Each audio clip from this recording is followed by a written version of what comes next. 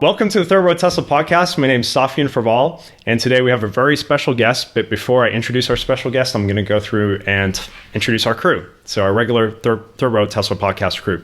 So today we have Omar Kazi, Tesla Truth. Boom. And we have Kristen from Hi. K10. Thank you. And we got Vincent Yu from Tasmanian. Hi. All right, great. And then we got Galileo Russell from Hyperchange. What up, third row? And then we got Viv, who's Falcon Heavy. Hey. Great. All right, Omar, do you want to introduce our guest? Please welcome the inventor of the car fart, Elon Musk. Thank you. Thank you. Please put that on my gravestone. Love it. So, yeah, it's kind of crazy that we're actually all here. And thank you so much for doing this. You're welcome. We're all Tesla customers, fans, and it's just really good that it's finally happening. And I remember that I was looking at your Wikipedia tweet that it's like this bizarre, fictionalized version of reality. Yeah. And I replied to him, like, why don't you come on a podcast and like tell your fictionalized version of reality? Sure, exactly. Until my fictionalized version. And you replied, okay, sure. And I was kind of like taken by surprise by that. And, you know, the way you engage and listen to your customers online, it's like, I've never seen anything like that from, you know, a CEO of a public company or Sure. any executive. So can you tell us a little bit where that came from, why you communicate directly instead of like having this PR strategy that most companies have? Sure. Well, I mean, it started out, I actually had one of the very first Twitter accounts, like when it was like less than 10,000 people. And then everyone was tweeting at me like what kind of latte they had at Starbucks. And I'm like, well, this seems like the silliest thing ever. So I deleted my Twitter account, and then someone else took it over and started tweeting in my name. Yeah. And then a couple of friends of mine, Willie and Jason Calacanis, they both said, hey, you should really use Twitter to get your message out, and also somebody's tweeting in your name and they're saying crazy things. So I was like, I'll say crazy things in my name. Did you have to pay them? No, they I'm not sure who it was, but it was for some reason. I don't know. I got my account back. Great. And then I was just, I don't know. To some degree, it's like just sort of. I just started tweeting for fun, really, and my early tweets were quite crazy. As I was trying to explain, like the arc of insanity is short, in that it's not very steep, because it started off insane, and so if it's still insane, it's it hasn't changed that much.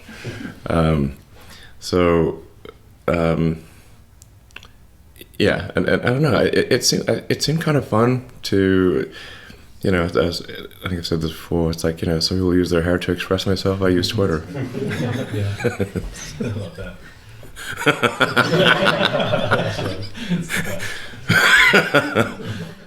Why do you like Twitter so much? I mean, you could use Instagram, As for opposed example, to other but platforms. Yeah, exactly. Yeah. Well,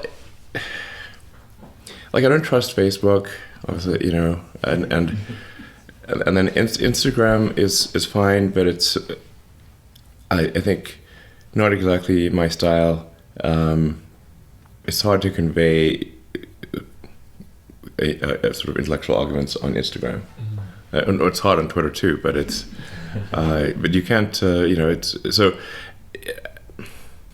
Instagram is also owned by Facebook, and I was like, Deleted. Yeah, I just deleted it. It's like I don't really need to if I need to say something, I only really need to say it on one platform, pretty much. And so if I'm trying, and I don't want to spend too much time on social media, so it's just like, if people want to know what I'm saying, then they can just sort of go to Twitter.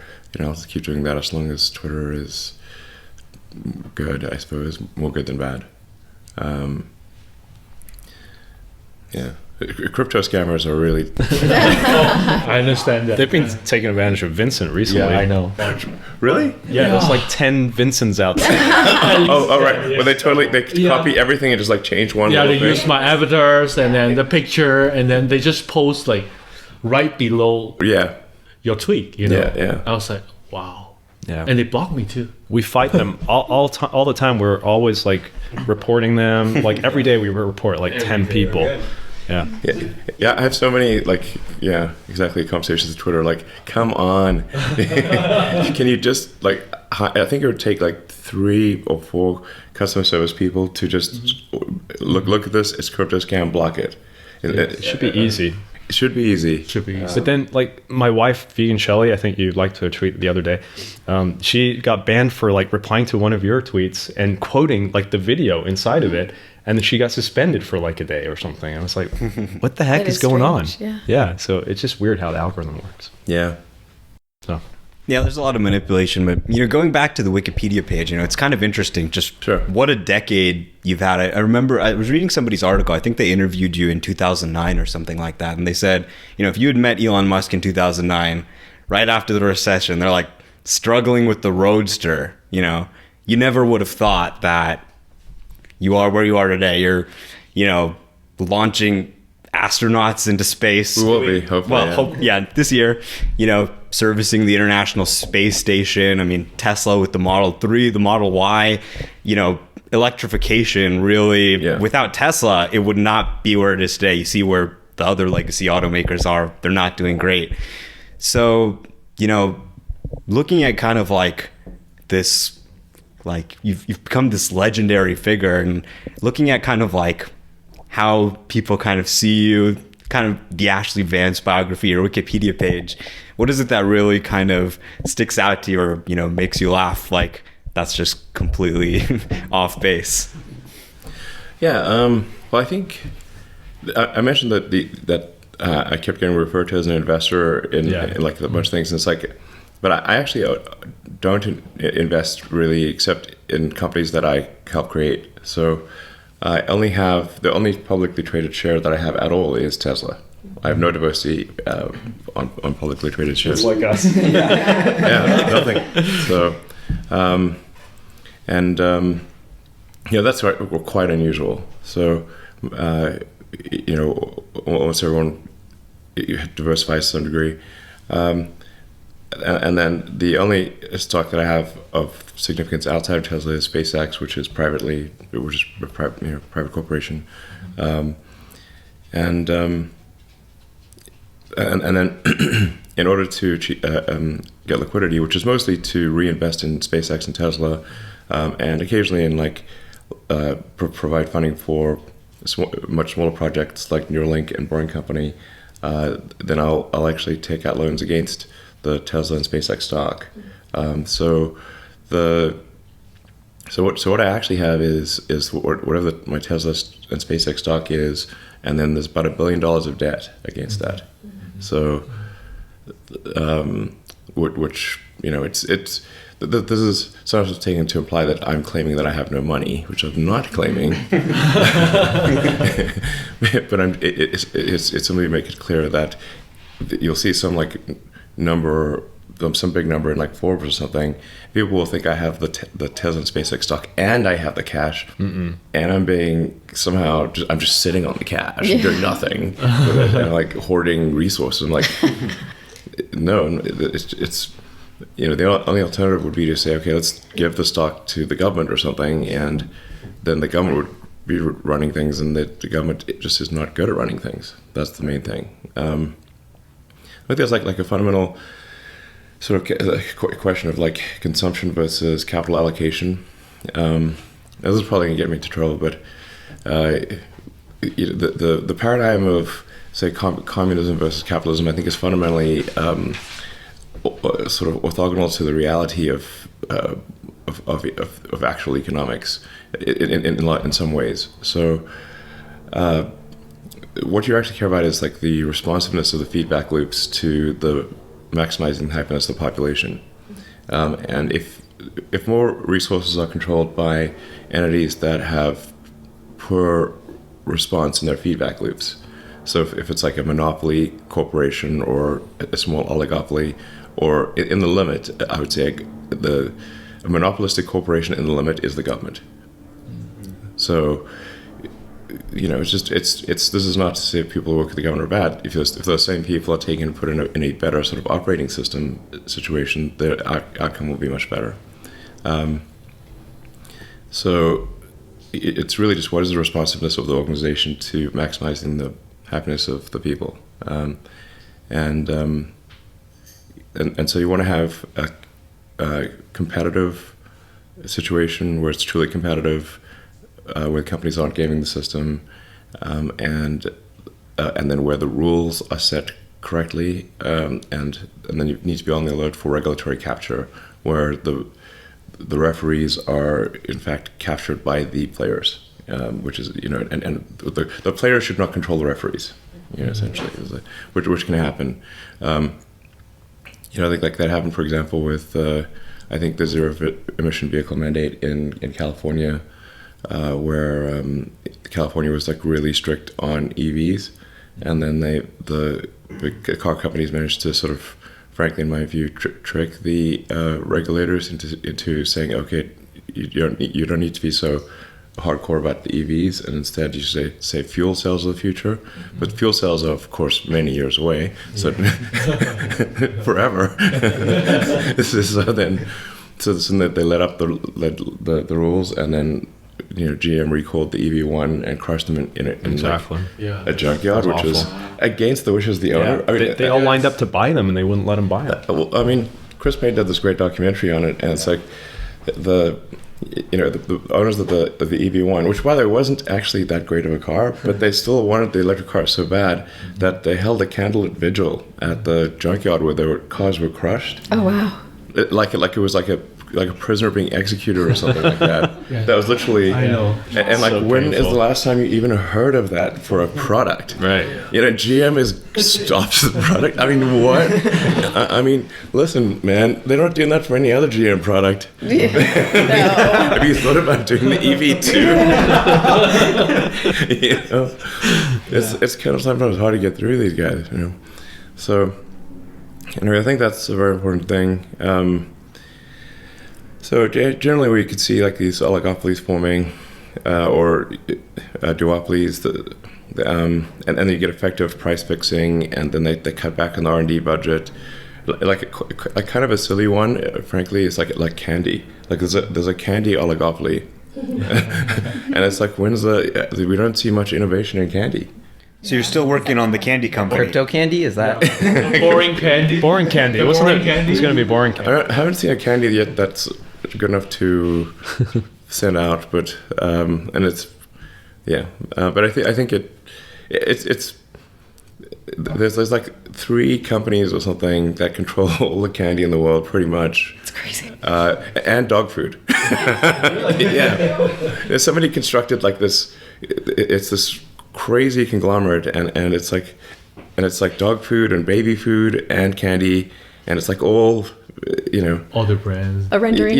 Hundreds of brands. Yeah, you think you're buying from different companies, but it all funnels up to like 3 companies or something like that. Don't send the rendering food to the candy company.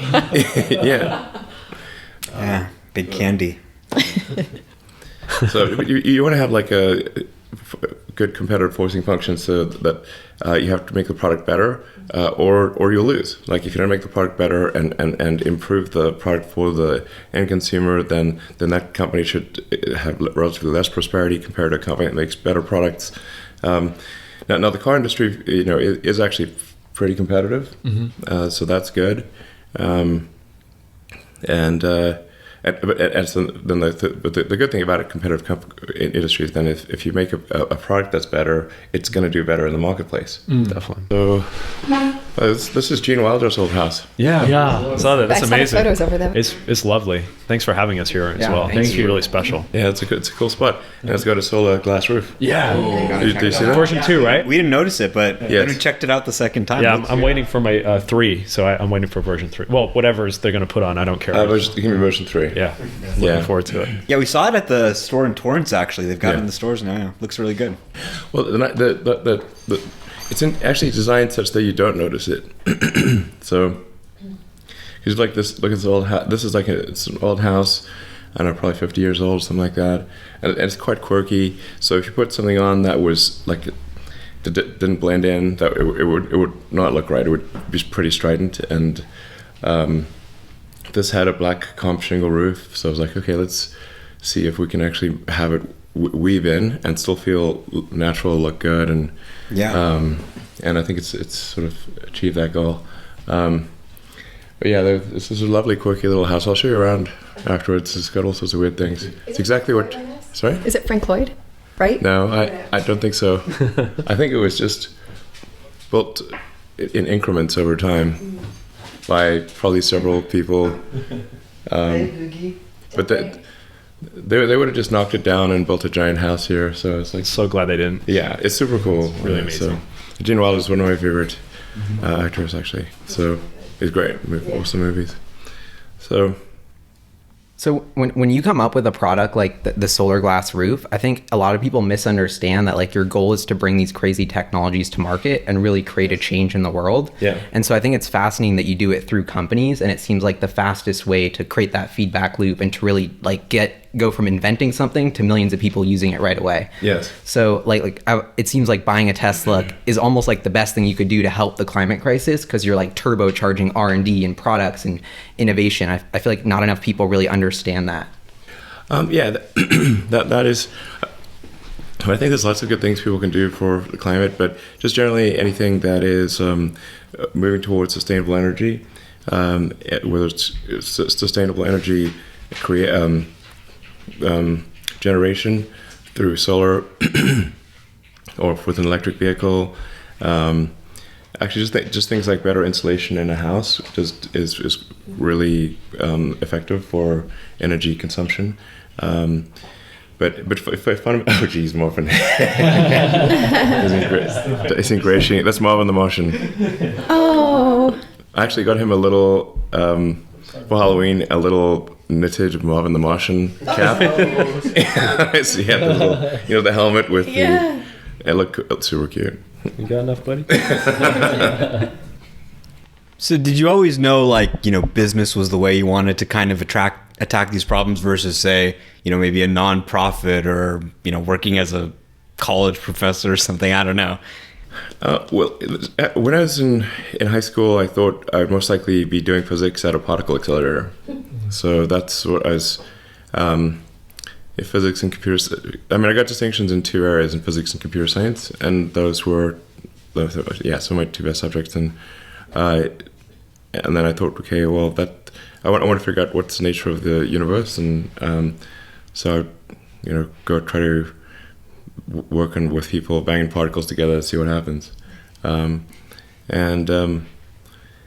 then it sort of things went along, and the superconducting super collider got canceled in the U.S., and that actually was like, whoa, what if I am working at a collider? It's been all these years, and then the government just canceled it. Wow. And then was like, I'm not going to do that. So,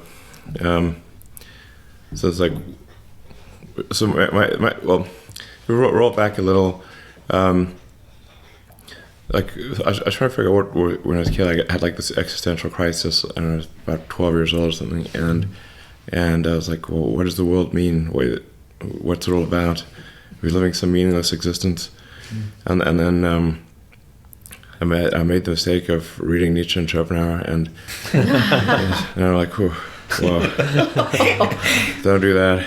Not for me to be a little older, I think. No, actually, lately, these days, I sort of reread it. So I was like, he's not that bad. He's got issues. No question about it. But it's anyway. But then I read The Hitchhiker's Guide to the Galaxy, Douglas Adams, which is like quite a good book on philosophy, I think. And it was like, okay, we don't really know what the answer is, obviously. But the universe is the answer. And really, what are the questions we should be asking to better understand the nature of the universe? And so then, to the degree that we expand the scope and scale of consciousness, then we'll better be able to ask the questions and understand why we're here or what it's all about. And so we should sort of take the set of actions that are most likely to result in us understanding what questions to ask about the nature of the universe. So therefore, we must propagate human civilization on Earth as far into the future as possible, and become a multi-planet species to, again, extend the scope and scale of consciousness and increase the probable lifespan of consciousness, which is going to be, I think, probably a lot of machine consciousness as well in the future. And that's the best we can do, basically, and yeah, that's the best we can do. So, and thinking about the various problems that we're facing, or what would most likely change the future, when they were in college, there were sort of 5 things that I thought would be. I thought these were actually these. I would not regard this as a profound insight, but rather an obvious one. The internet would fundamentally change humanity, because it's like humanity would become more of a superorganism, because the internet is like a nervous system. Now suddenly, any part of the human organisms anywhere would have access to all the information. Amazing. Instantly. Neuralink. Hey, well, I can imagine if you didn't have a nervous system, you wouldn't know what's going on. Your fingers wouldn't know what's going on. Or your toes wouldn't know what's going on. You'd have to do it by diffusion. Oh gosh. And and the way information used to work was really by diffusion. One human would have to call another human, or actually go write there. them. Yes, like if it was a letter, you would have to write a letter. You'd have to hand that letter to another human. That would be carried through a bunch of things. Find another person would give it to you. Inefficient. Extremely slow diffusion.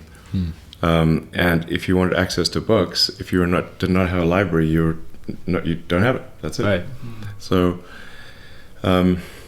now you have access to all the books instantly, and if you can be in a remote, like, mountaintop jungle location or something, and have access to all of humanity's information if you've got a link to the internet.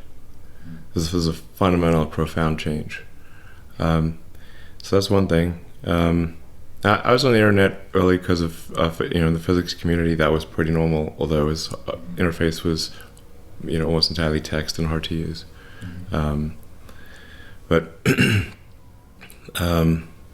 another one would be obviously making life multiplanetary, making consciousness multiplanetary,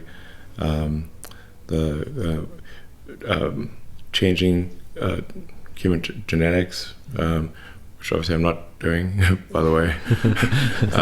There's a thorny subject, but it is being done with CRISPR and others. It will become normal to I think, to change the human genome. It will become normal. Like, what's the opportunity? Like, why is that something that's inevitable? Or, well, I think for sure, as far as, say, getting rid of diseases or propensity to various diseases, then that's going to be like the first thing that you'd want to edit out. So it's like if you've got like a situation where you're definitely going to die of some kind of cancer at age 55, you prefer to have that edited out. yeah, definitely. So I think just edit that out. There's the Gattaca sort of extreme thing where it's not really edited out, but it's like it's edited in for various enhancements and that kind of thing, which probably will come too. But I'm not saying arguing for or against it. I'm just saying this are more likely to come than not down the road. Yeah. So then AI, really major one.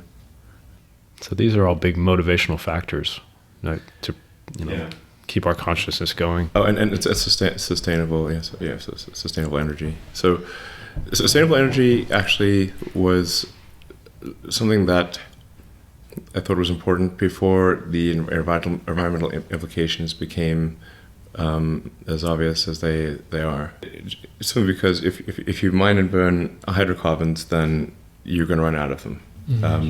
Because it's not like mining sort of say metals, for example. If we recycle steel and aluminum, and because that's just it's not a change of energy state. Whereas if you take fossil fuels, you're taking some from a high energy state, converting it to a lower energy state like CO2, which is extremely stable.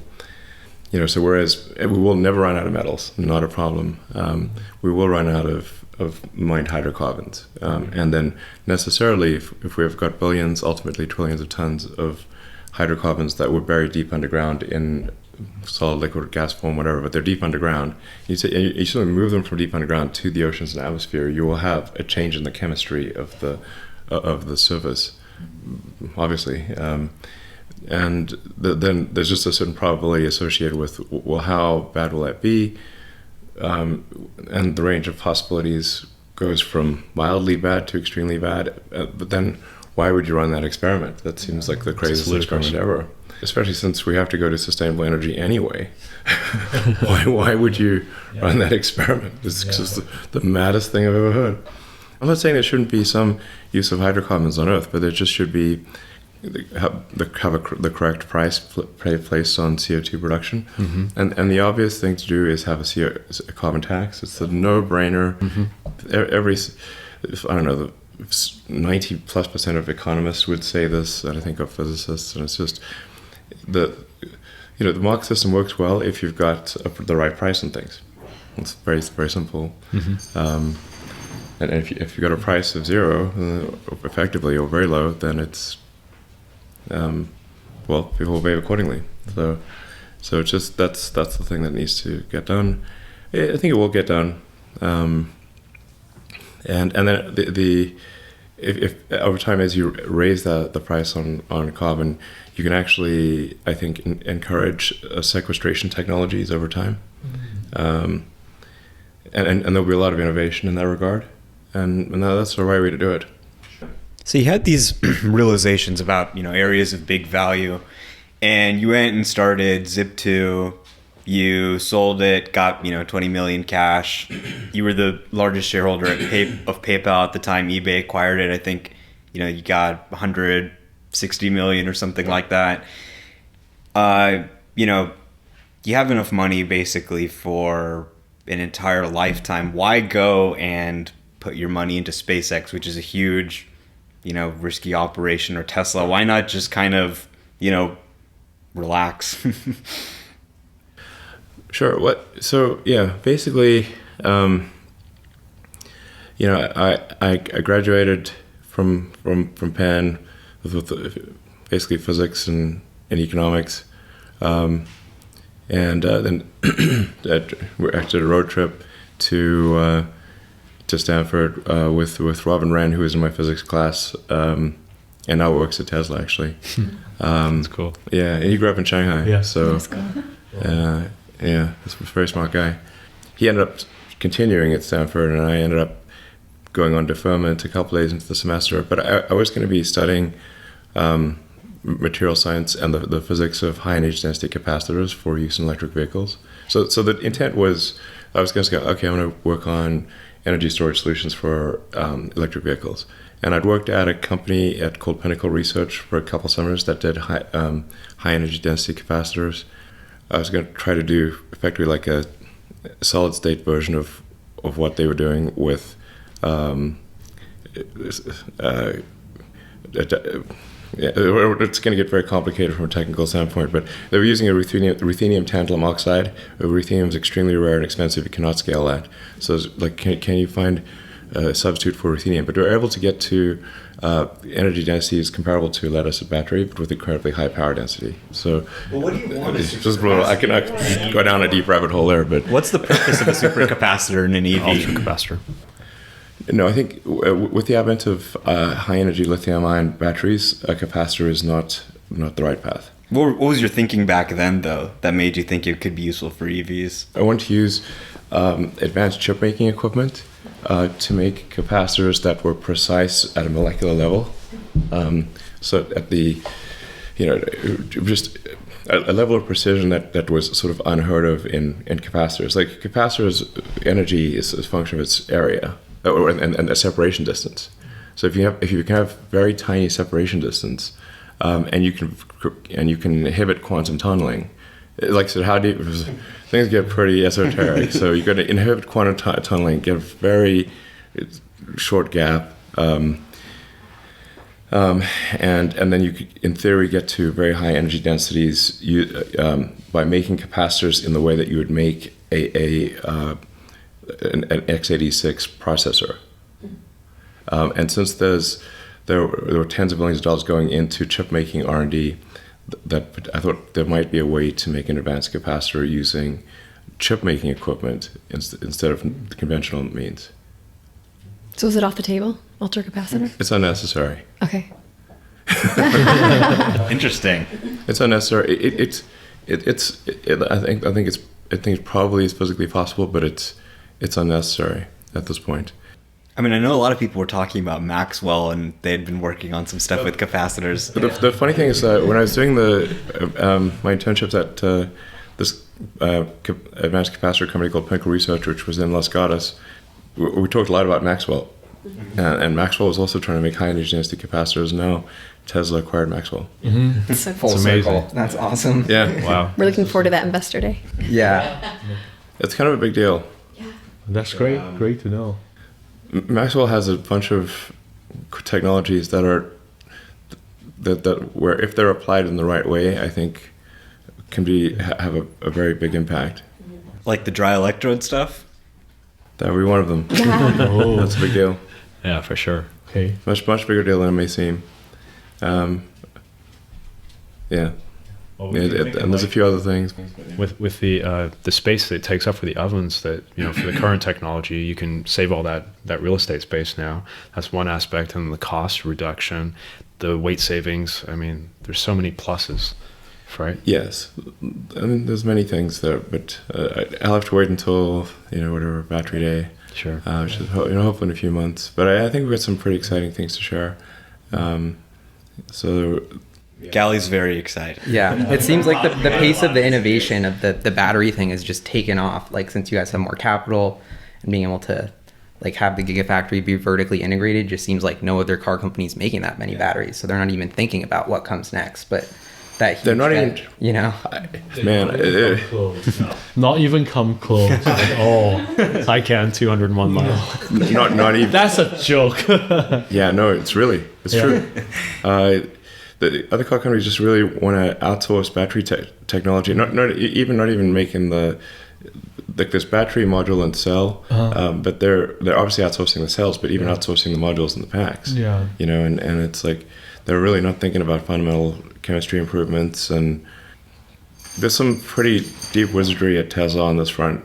I should say a bit about like electric vehicles or sustainable energy in general. I said it was pretty, I think, obvious to not just to me, but to a lot of people, even go back 30 years or longer, that we must have a sustainable energy solution. In fact, it's tautological. If it's not sustainable, we must at some point find an alternative to it. Mm-hmm. And so, even if there were no environmental impact to the sort of a fossil fuel economy, then we would run out of them, and then we'd have economic collapse, and civilization would fall apart. Yeah. So that was actually my initial motivation for electric vehicles. It's like, okay, we've got to have a solution that does not require mining hydrocarbons. That is sustainable in the long term.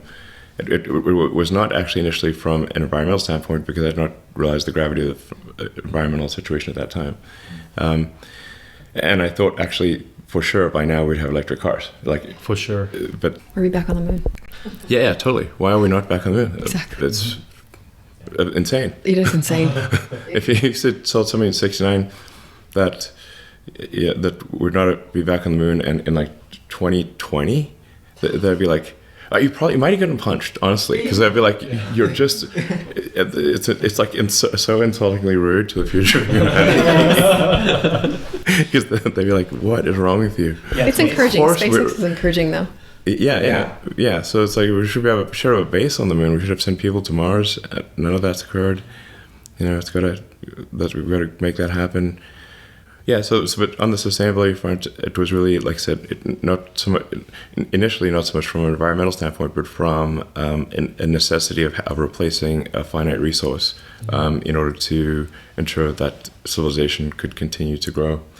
And then the urgency of it became much more obvious. Like, wow, we really better do something, because the environmental stuff is becoming quite serious. And the inertia of large existing companies is just hard to appreciate. They just want to keep doing the same thing, and maybe 5% different every year, maybe 5% different. big companies hate change. So then the time that Tesla was created, there was no one was doing electric cars. No, there weren't really startups. The big car companies weren't doing it. GM and Toyota canceled their EV programs. Now everybody's doing it right now. Like Everybody, and their mom. Everybody's talking about it. Everyone and their mom is doing it. yeah, and we would all like to congratulate about the Gigafactory 3. Definitely. Yeah. Yeah, it's Epic. amazing. And I would like to know like why China is the best country to build the first foreign Gigafactory. China is the biggest consumer of cars in the world. So it's the biggest, so that alone would be enough to do it. I think also there was a lot of uncertainty about tariffs, and it's like we potentially would be unable to sell effectively in China if we did not have a factory locally. Yes. Or at least unable to sell at prices that weren't extremely high. But those are really the two main reasons. I think that, but I think there's also a third important reason that there's just so much talent and drive in China that I think it's a good place to do a lot of things. And the evidence is there in the incredible progress in the factory, which was built with very, very high quality in a very short period of time. The cars coming out of Shanghai are already very high quality. Oh, I can tell, and the run rate is amazing. Mm-hmm. And I love that they use the Chinese badge as well. It's like a symbol of pride and made in China. So yeah, it's cool. It's super cool. How did Tesla manage to get the first wholly owned foreign car company in China? Yeah. I mean, a factory. I've went to China many times, and they kept saying that we would have to do this, majority local owned venture, and I said that and we had to partner with someone. I said, we're a little late to the dance here, so who would we partner with? There's nobody left, and also we're just a little company, so they kept saying we should get married, and we're a bit young. That's a good example. But young, and then also as pointing out, there's certainly Chinese companies that are going to, they're establishing factories in the U.S. I mean, there's like Faraday Future and that kind of thing, and that's 100% owned by them. And so, to be fair, it should be allowed that an American car company should be able to own its factory in China as well. And so we, talked to them for over a number of years, and they eventually said, okay, well, we'll change the law. So they changed the law. But now other companies can do it as well. So it's not just limited to Tesla. And how much of that production hell, learnings, have really enabled? Because one of the, I don't want to bring up CapEx, but one of my favorite things is the stats in the shareholder letter. It's so much cheaper, not only faster, but it seems like you guys have learned so much from the Fremont factory, and that really enabled kind of a turbocharged build for Shanghai. Yeah, I think the big difference is we are way less dumb than we were. So the foolishness of capital expenditures was very high, and it's less high now. And then with the Shanghai factory, we designed out all of or as much of the foolishness as we could think of that exists at Fremont and in Nevada. So we just made a lot of decisions that weren't smart, and we designed those out such the production line is much simpler. So it's much simpler and better implemented. And then we also found that in most cases the suppliers were more efficient in China as well than in the US. So but we've also managed to get a lot more output from existing equipment in the US as well. So The Model 3 body line in Fremont, for example, was only ever meant to do 5,000 cars, Model 3s a week, and it's doing 7,000. Wow. Nice. So, Wow, nice. and it, with turning off a bunch of unnecessary things that were being done. So, I mean, there was a lot of foolish things that we were doing. So, and we changed some of the designs and made it easier to. It's like hundreds of little things to make it easier to build, and so being able to get 40% more output off the same line obviously makes a big difference, and while reducing the cost, the marginal cost of production, and I think improving the quality of the car. So it's all good stuff. It was the result of a ton of hard work by a lot of people. So yeah, it was kind of necessary in that we didn't really have a place to put a second Model 3 body line. So it's like we either make this one go faster or we will not be able to achieve production. But the Model 3 body line in Shanghai is much simpler than the one in, and I say that in a good way, because it has the same end result. So if you know, but it's a much easier to understand. There's just getting rid of unnecessary movement. There's a lot of unnecessary movement in the Fremont body line, but not in Shanghai. So you guys said in the production letter that you just started battery production in Shanghai too, and I heard that you guys were getting cells from Cattle and LG Chem. Are the cells basically kind of like a commodity part that you can assemble into your battery packs there, or does it make a difference? How do you see that long term? I believe these cells are not yet from LG. We do expect to use locally produced cells, but I'm I don't. Just to be clear, I don't always know exactly what's going on everywhere at the 50,000 person company. So some of the things, like most of the things I say will be correct, but there may be occasionally something that's not. As to the best of my knowledge, we're not yet using LG Chem cells. We're using Panasonic cells made in Nevada. But LG Chem can make pretty much the same cells as Panasonic? Yes, but pretty much is not the same as same. So there's still a few bugs to work out with the LG Chem cells before we can use them in our module and battery pack production system. The CATL cells, the CATL situation will be more of an integrated module than it will be a cell, and that's so that it's not just it's not super easy to replace these things. But yeah, we do expect to use CATL. We do expect to use LG. Currently, we're using Panasonic. When I say expect to use, I mean like literally a matter of months. So by the middle of this year, we probably be using both LG and CATL in volume. Wow. So we were talking about a lot of Tesla stuff, but we kind of wanted to ask you about your personal history, because you were saying how there's some misconceptions you would like to make straight. And Ashley Vance wrote a book about you. I just read May's lovely book, and it was really wonderful. I loved it and learned a little bit more history about your family and you. But what are some of the misconceptions that you would like to correct?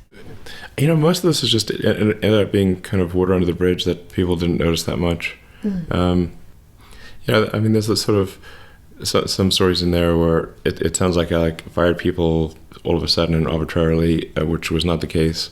It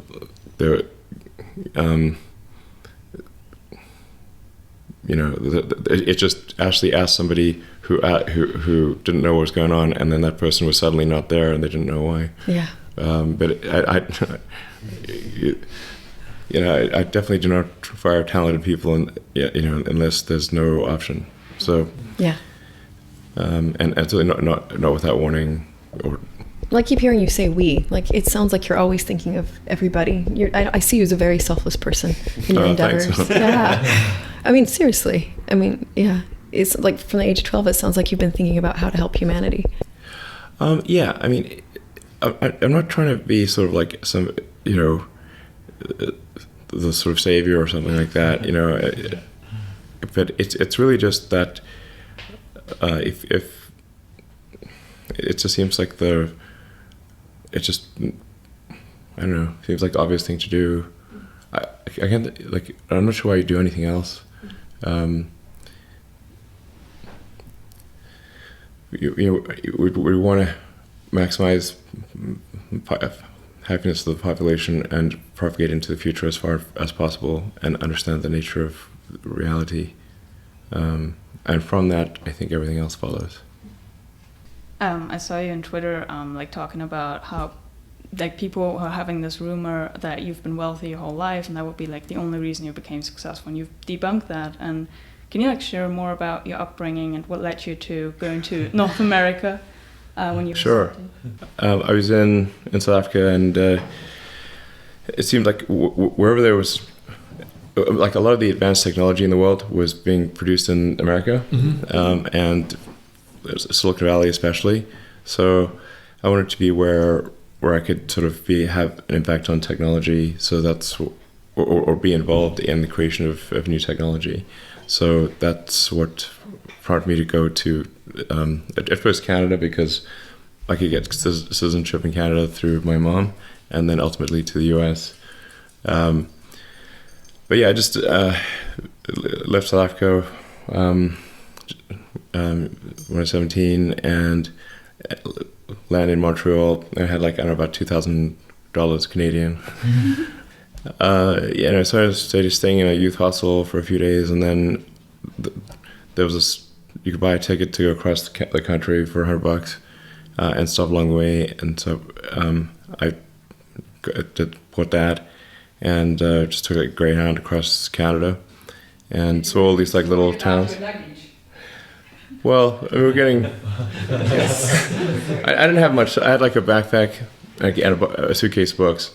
But the bus company, Greyhound, they unloaded it in one of the cities, and then the bus left without my stuff. Oh, that's nice. So I literally had nothing. All your books. But your clothes too?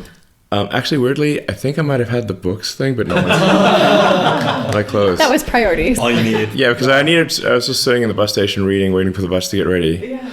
And I think I had the books, but no clothing. Oh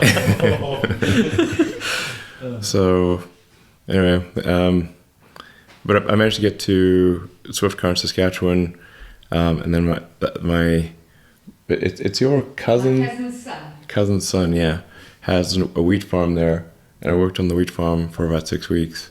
Wow. I turned 18 in Saskatchewan. It's in this town called Swift Current. So that was summertime, right? It was June. Yeah, June 28th. So, because I've been there in the winter and it's like minus 40. Yeah. You don't want to be traveling there. Yeah. Did you ice skate? Did you try ice skating? No, it was quite warm. Okay. Oh, well, I mean, in the winter. Did you stay for the winter? Were you there in the winter? No, I was there for about 6 weeks. Oh, you're lucky. You survived. That's good. Yeah, so I was it's cold there. Literally working on the wheat farm. We did a fundraising and I cleared out the wheat bins, the grain silos, that kind of thing. And I just worked the vegetable patch, basically just doing various things. Was your mind just thinking of what you're going to do after that? Yeah, I was trying to figure out what I do next. Don't know what to do. So then I ended up getting back on the bus and went to Vancouver. And I had a half uncle there who was kind of in the lumber industry. He like made lumber equipment. Sounds like the Northwest. Yeah, basically. So I ended up chainsawing logs and working on this lumber mill and cleaning out the where they boil the pulp in these like crazy sort of boiler rooms. Yeah. Wow. And that might be the hardest job I've had, actually, because you had to like crawl through this little tunnel in a hazmat suit, and then with shovel and then shovel this sort of steaming sand and mulch out of the boilers to clean them out. Wow. And you had to like, there was only one entrance or exit, which was like a little tunnel. If you're claustrophobic, it would be real bad. And then you shovel the sand and the mulch through the tunnel, and it would actually block the tunnel, and then somebody else would reach in and shovel it out from the other side. So just big enough, long enough that if you have a shovel with a long handle, so one person on the inside can shovel it far enough that someone on the outside can shovel it out. Wow. And then you have to rotate every 15 minutes to avoid getting hypothermia. Oh wow. Yeah, And there's no intense. safeties. There's just a man looking out for you. There's just two people kind of paired up. So if like one person collapses and you go to call somebody, but it'd be really hard to drag somebody out. I have to say that it does not seem safe, because if the tunnel gets blocked, trying to unblock that tunnel would be very difficult in a short period of time. So, but it was the highest paying job at the employment office. So I was like, okay, the other jobs were like, I don't know, $8 an hour, and this one was $18 an hour. You had to buy your clothes, and they're all gone. Well, they did give you a hazmat suit. So, Oh, there you go. Yeah, How long did you do that job for? like 4 days. Oh, okay. No, but then it was done. Yeah, that's awesome. You said it was like a short-term thing, cleaning grain bins, cleaning the boilers. the boiler rooms. So what was next? We were in boiler rooms and then. Yeah, so it's basically, yeah, I mean, literally it was like a lumberjack who's chainsawing logs, and just doing lumber stuff, basically, for a few months there. And then applied for college and went to Queen's University in Kingston, and was there for a couple of years, and then somebody suggested I should apply to UPenn, and I didn't think I'd be able to go, because I paid for my own way through university, which is actually not that hard in Canada, because the tuition System. Yeah, the tuition's highly subsidized in Canada. So, with basically some, if you just sort of work during the summer and semester and take out some loans and get some scholarships, you can pretty much go to any college in Canada, I think. But I met someone who was at UPenn, and they said you should at least apply, and I applied, and they actually gave me like quite a big scholarship. So that allowed me to go there. And so then I did the physics and economics there, and then that's what led to the road trip to Stanford with Robin Wren, and then I was during that summer that I was like, okay, I can either spend several years kind of doing a PhD, and not that I care about the PhD actually, but I just needed a lab. But I could either spend a bunch of years working in a lab, and maybe the technology would pan out, or maybe it wouldn't. But the internet was definitely about to go supernova in '95. So I was like, okay, look, I can always come back to working on electric cars, basically, and which I did. But the internet is not going to wait. So then I put Stanford on deferment, and started Zip2, which was really just, we started off with maps and directions, yellow pages, white pages, that kind of thing. And it was, best of my knowledge, the first maps and directions on the internet. So there's still some like patents I have. I don't know how many more, but I think they've obviously lapsed at this point. But for maps and directions and yellow pages and advertising and stuff. And I wrote the whole initial code base. I wrote personally, because there wasn't anywhere else. It was just me. So, and I only had a few $1,000s, and then my brother joined, and he brought like $5,000, which was a lot. Yeah, at least for the first few months, there was literally only one computer. So when the website wasn't working, it was because I was compiling code. and even to get an internet connection was pretty hard. But there was an internet service provider on the floor below us. We're more or less squatted in this office. The landlord was like out of the country or something, and nobody was using it. So you lived in there? yeah, I think I read that in May's book you showered at the YMCA then, right? that's right. Yeah, That's smart though. I mean, you were thrifty. You did what you had to do. we just like had no money, so what are you gonna do? You know? What did people think about Zip2 generally? Was it like seen as a crazy idea, or like did people even understand the internet back then? Most people did not understand the internet. Most people didn't know. Even on Sand Hill Road, like we tried pitching people to invest in an internet company. Most of the VCs we pitched to had never used the internet. Do you remember some of the VC firms you went to on Sand Hill? I remember most of the time we wouldn't take a meeting, and if they did take the meeting, they were pretty bored and not said like who's made money on the internet? No, we're like no one. Okay, but the sea change occurred when Netscape went public. Yeah. So, but the first thing I tried to do was not start a company. I tried to get a job at Netscape, but they didn't reply to me. Oh no. Oh man. So I tried hanging out in the lobby at Netscape. I don't know who to talk to. I was really too shy to talk to anyone. I don't know. So it's like, okay, I can't get a job at the only internet company that that does internet software. So then I'll try writing software. So that's kind of what happened there. Yeah, and then like I said, my brother came down and joined. This is like late '95, and then in January '95, I think it was there was a lot more interest in the internet stuff following the Netscape IPO, and the software was more impressive, I guess. So then more David Dow invested. So there were VC firm on Sand Hill Road, and they invested, I think it was like $3 million for effectively 60% of the company. Wow.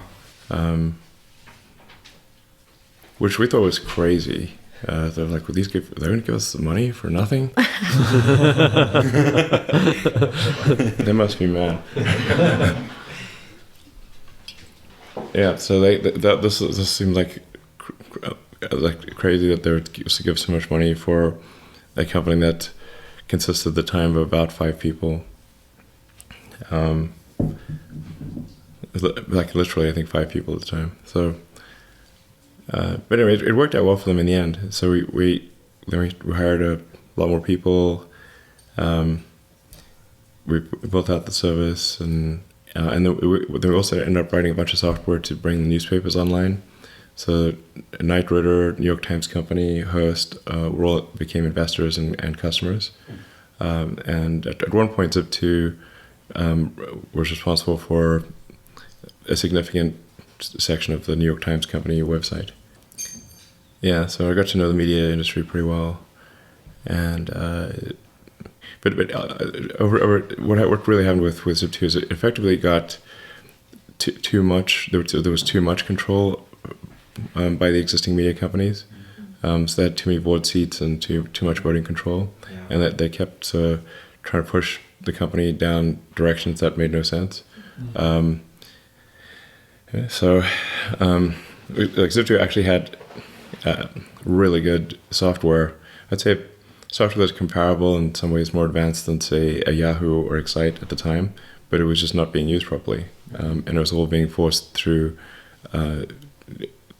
media companies who would then not use it.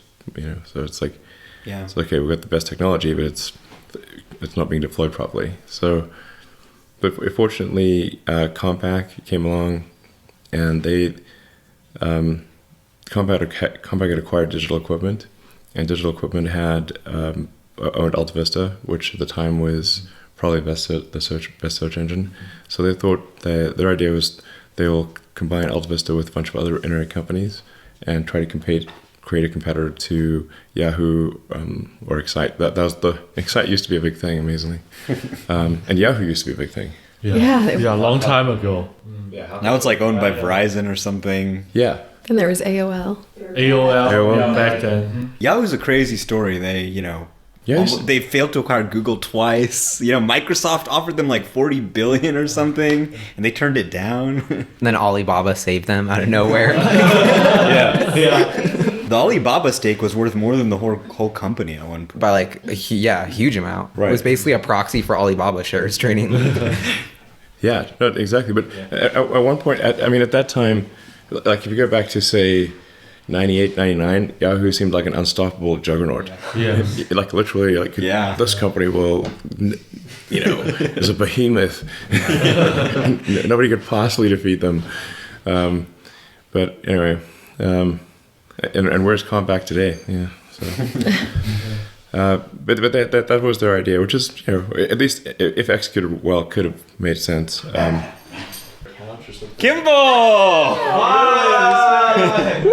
Yeah, what are you guys doing? We're recording a podcast. Yeah, how do you want me to join? Pull up a chair. So what do you remember about Zip2? Yeah, we remember. Yeah, but then the internet came along, became this huge thing. I mean, it was always there, but it became a big deal. And then Elon was working in Silicon Valley, and as I remember it, Elon overheard a meeting where some of the Yellow Pages companies were thinking of doing sort of online Yellow Pages. And No, why would I have been in a meeting? I don't know. like that? This is a long time ago. Anyway, you called me up and you said we should. You think you can do a better job? So we think we can do a better Maybe job. you made so. that up to try and get Kimball interested. How would I be in a meeting with Yellow Pages company? I have no idea. That's what I remember. No. But what's your version of that? Sleepless nights. Where? I didn't even know any Yellow Pages. I agree with you. I agree with you Okay. now. But so it was like I think April of 1995. We started working on it, and the I guess the idea was fairly simple: to take mapping and apply it to the internet. And there were a few other companies trying to do it, but no one with the very cool technology of sort of what was called vector-based mapping, which is what we all use today, where the map is actually alive, not just a picture. That was very ahead of its time. I think we were the first. I know there were other people putting maps on the internet, but I think we were the first to put vector-based mapping, which is what the kind of technology you use today on the internet, and door-to-door directions. So it was cool. I remember my brother and I pressing go on his server at our office, and it took about 60 seconds for the first door-to-door directions to come up on the screen. And even 60 seconds was amazing. Yeah. You were like, this is incredible. Door-to-door directions to anywhere. This is just amazing. And Definitely seemed amazing at the time. definitely seemed amazing at the time. Yeah, it's like Now it's like now it's like absolutely wherever. normal, but this was like an impossible thing. So cool. It was so cool. And using Java, Elon had coded a interactive map, which again, all super normal stuff today, but the ability to just draw a square and zoom in or zoom out, that was just unheard of technology. draw a square. Yeah, you remember that? It was like a little red square on the Java On a map. browser, it was weird. That was unusual. Yeah. Yes. You just Well, you cheated if you're using Java applets. Yeah, but this is when Java sucked and it was barely. Yeah, this was like Super slow. probably the most. was I think we 95. I think we even got some sort of recognition because it was the most advanced Java application on Java at the time because it was so ridiculously hard. It was a really crappy technology at the time, Well- but this was done on it. This thing is that if you downloaded the Java app, we could transmit the vector data, not just a bitmap. And this is when everyone was on a modem. Right. So if somebody's on 28 kilobits modem, or trying to download a map image would take forever. Whereas if you had downloading the vector data that locally rendered using the Java applet was relatively speaking super fast. That's what made it cool. Smart. Yeah. I mean, yeah, even like vector maps even Google Maps was using like raster maps a few years ago. Like, it seems like very ahead of its time. Well, we were the But I guess- first. I believe the two of us were the first humans to see maps and door-to-door directions on the internet, which I think is pretty cool. Very cool. Yeah. Garmin came out. When did Garmin first launch? Well, they weren't internet based, right? So you could. Actually, I don't think Garmin was even a player at this point. It was Navtech was the only place that we were. That's where we got the data from. Yeah. And they were building it for Hertz Neverlost, which came out a few years later. You know those things that no one uses in the GPS systems. Really, really bad technology, but the actual mapping data was amazing. And so we took that and applied it to the internet. We were 22 and 23 at the time. It had cost them $300 million to build this data, and they gave it to us for free with a simple contract saying, if you ever make any money on this, you got to come share talk it to with us. them. Yeah. And Wow. that's how we got it. That's amazing. That is amazing. Yeah, so it's amazing what happens if you ask nicely. And there's also part of it was these guys had been working so hard on the tech, and no one had ever seen what they were doing. Yeah. Because it was not on the internet and it was not being used for Hertz, and so it was just they were excited that someone would use the data and people could see what they'd been working on. So how did you guys get the engineering chops to pull this off? Because it sounds like you were so young, you didn't really have any help, and then you built this like cutting edge piece of technology. Did you teach yourselves or from I don't know what age, but you published your first the like Blast Star game, right? Yeah, when he was 12. Did you write any other cool stuff back then? Yeah, I wrote a bunch of games. Yeah. And then like occasionally like software for people that ask for software. You know. You also work for a video game company. Yeah. Finally, it was called. Rocket Science. Yeah. That's funny. By the way, we took a SpaceX tour yesterday. It was insane. Thank you for that. That was amazing. Yeah, it was so good. It's like Batman's lair in there. That's right. It's really cool. Really is amazing. But it gives you perspective on what Tesla's doing because the technology is so advanced, and there's interchange of information there. Like I know they used the Inconel fuse, right? Was from SpaceX when they couldn't get the power output, right? It kept burning up the fuse in the performance models. Mm-hmm. So yeah, it's awesome. Yeah, it's pretty cool to see the SpaceX tech being applied to Tesla. I think there's one joint employee between SpaceX and Tesla, and it's the materials. Is it the materials engineer? What about Elon? Of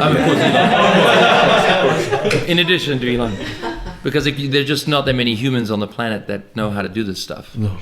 Well, it sounded like back in the old days, was it just Elon doing the coding, or? I mean, I did a little for like HTML front end, but it wasn't mine. Not recently, but no, we had no money, so you can employ him. So I just wrote all the software. And you worked through the night, right? You just never. According to May's book, you just never slept. I don't know. I mean, we lived in a little office. I think this address was 470 Sherman Way in Palo Alto. It was probably. It was about the size of this room here.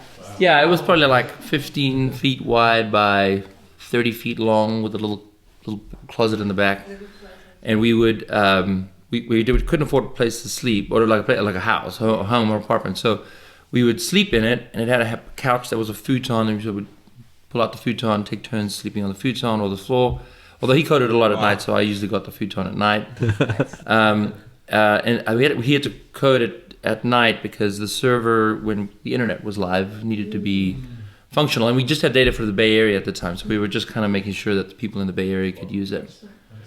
And then I had a little mini fridge with a cooking stove on it, and we'd cook simple things, like pasta sauce and pasta and things like that. That would be as cheap as dirt.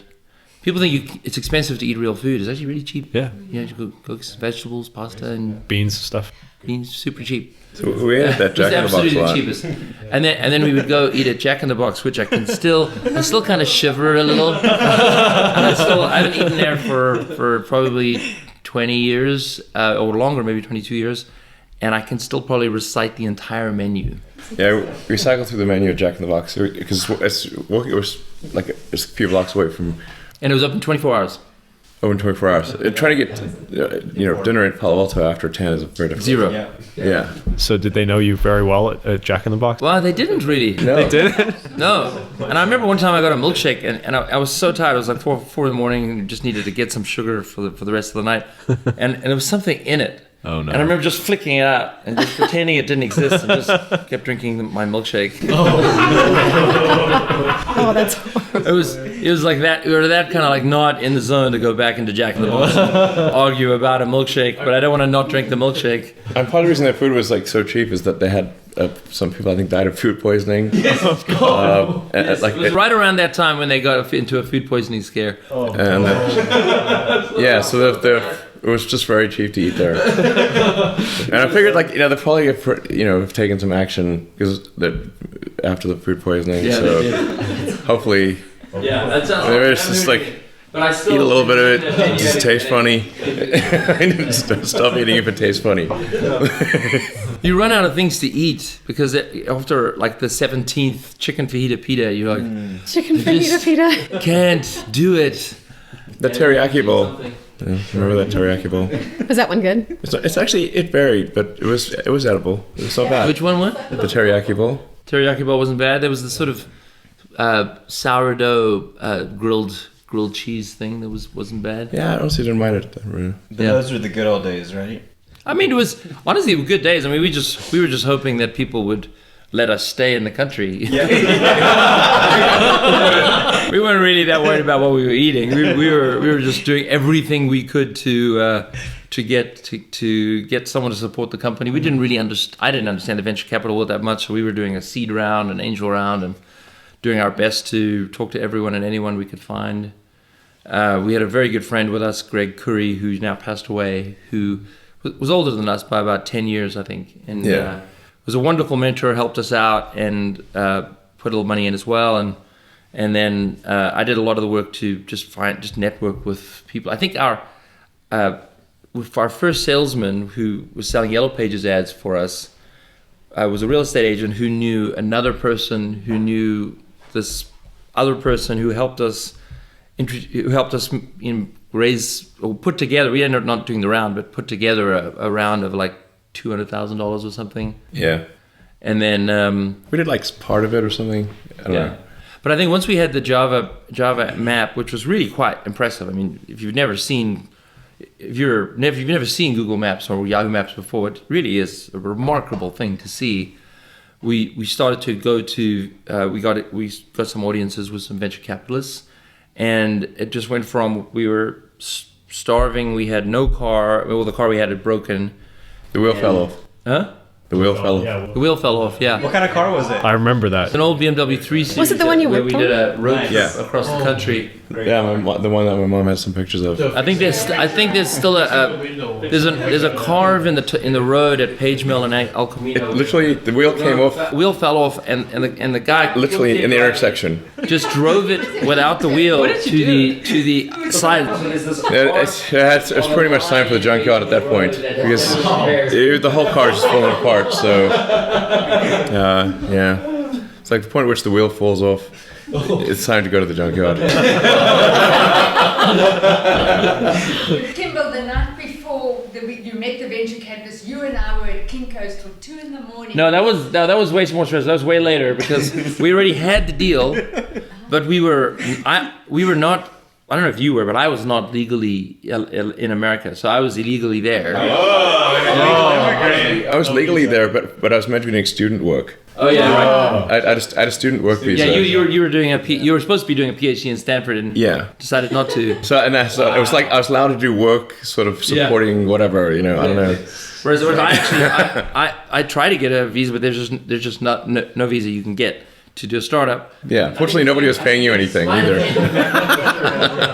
And so we ended up getting. We got a deal from Moore David out and this really well-respected VC firm, and we had to break the news to them that we took the bus to get to the offices. We don't have a car and we don't have an apartment, and we're illegal.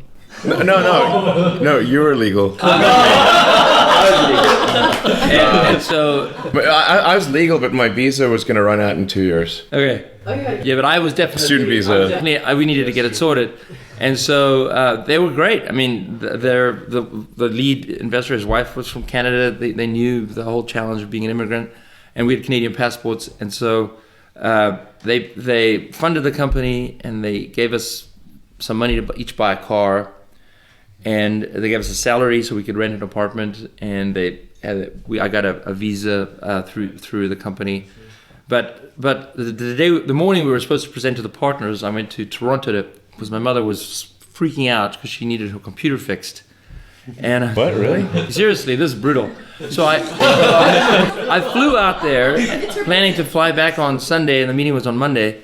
And I get to the airport on Sunday, and the border control they call me out. They're like, you're going down to work. You're not going down for travel. And I was like, no, I'm going down to work. I explained.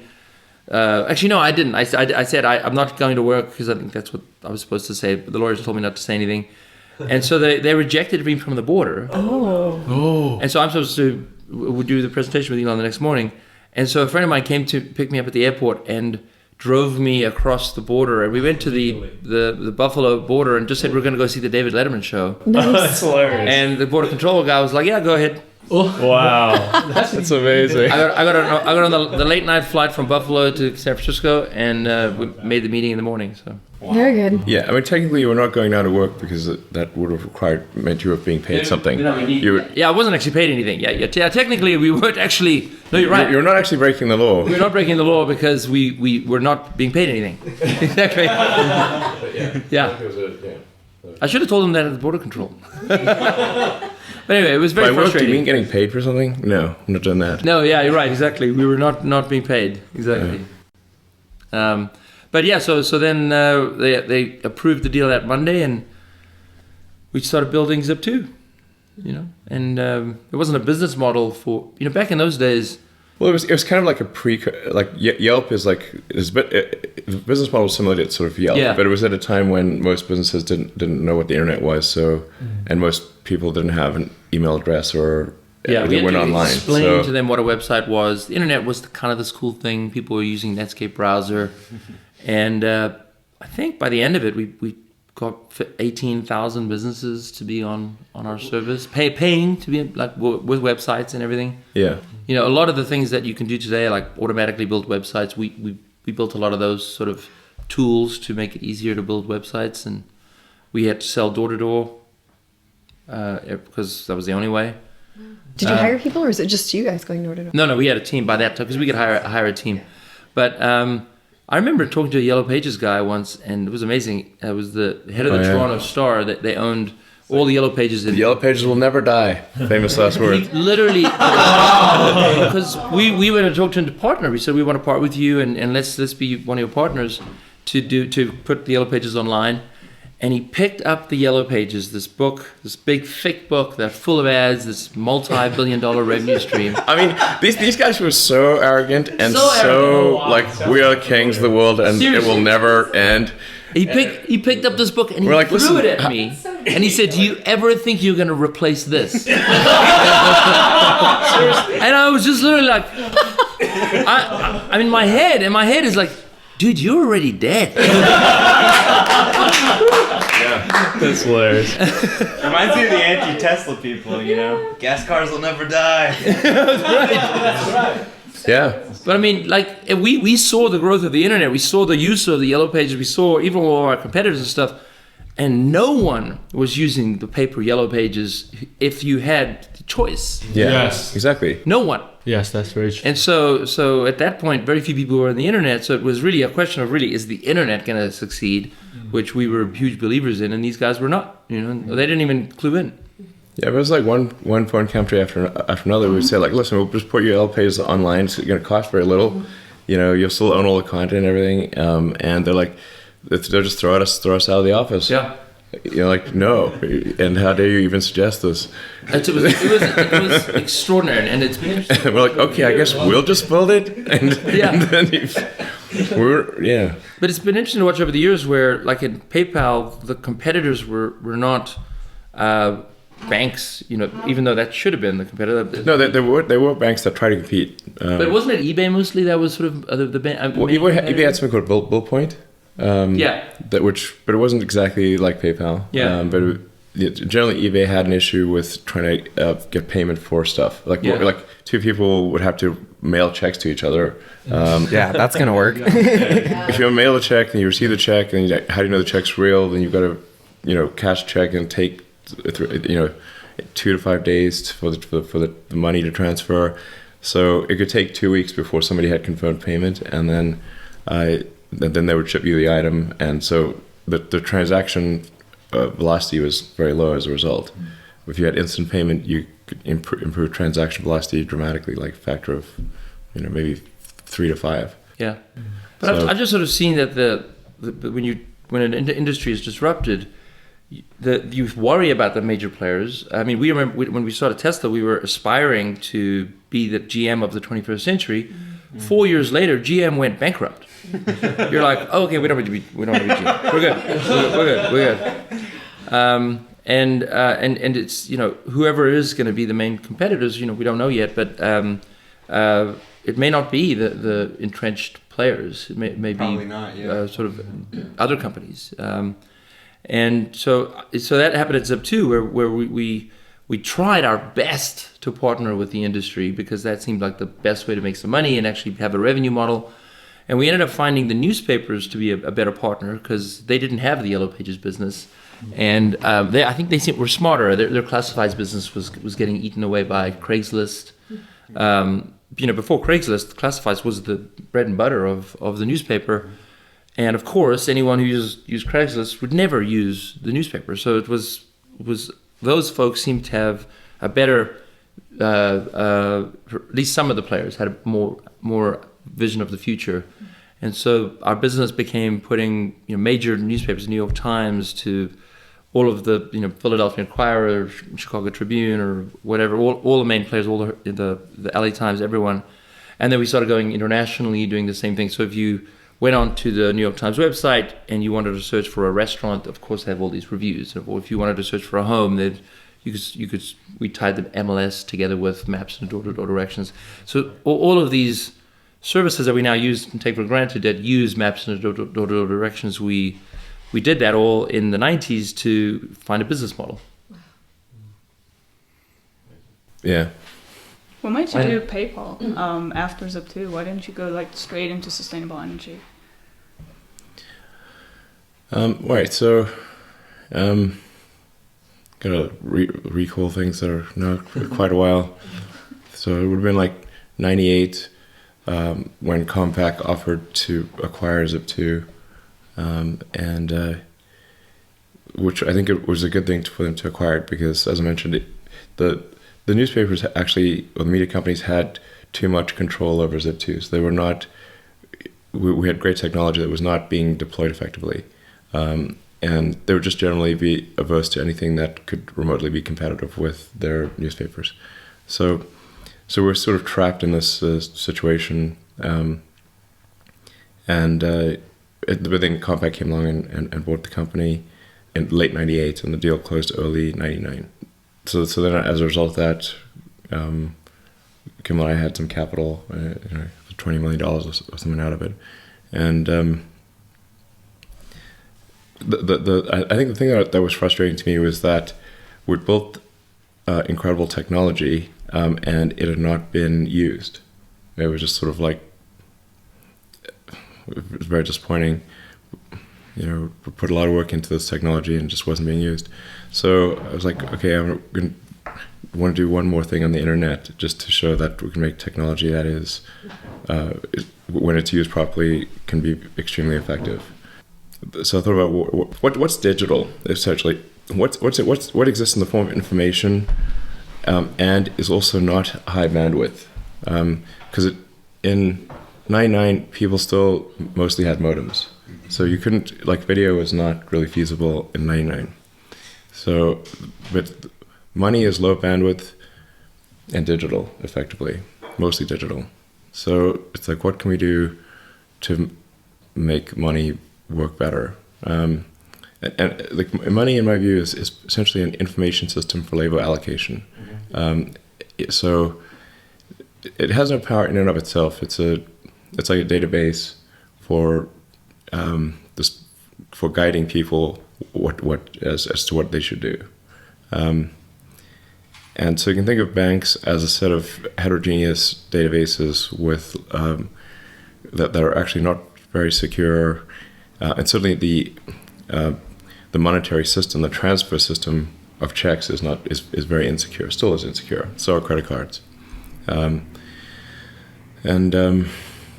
it's still mostly batch processing, and it was entirely batch processing that day. So it was not. So payments were.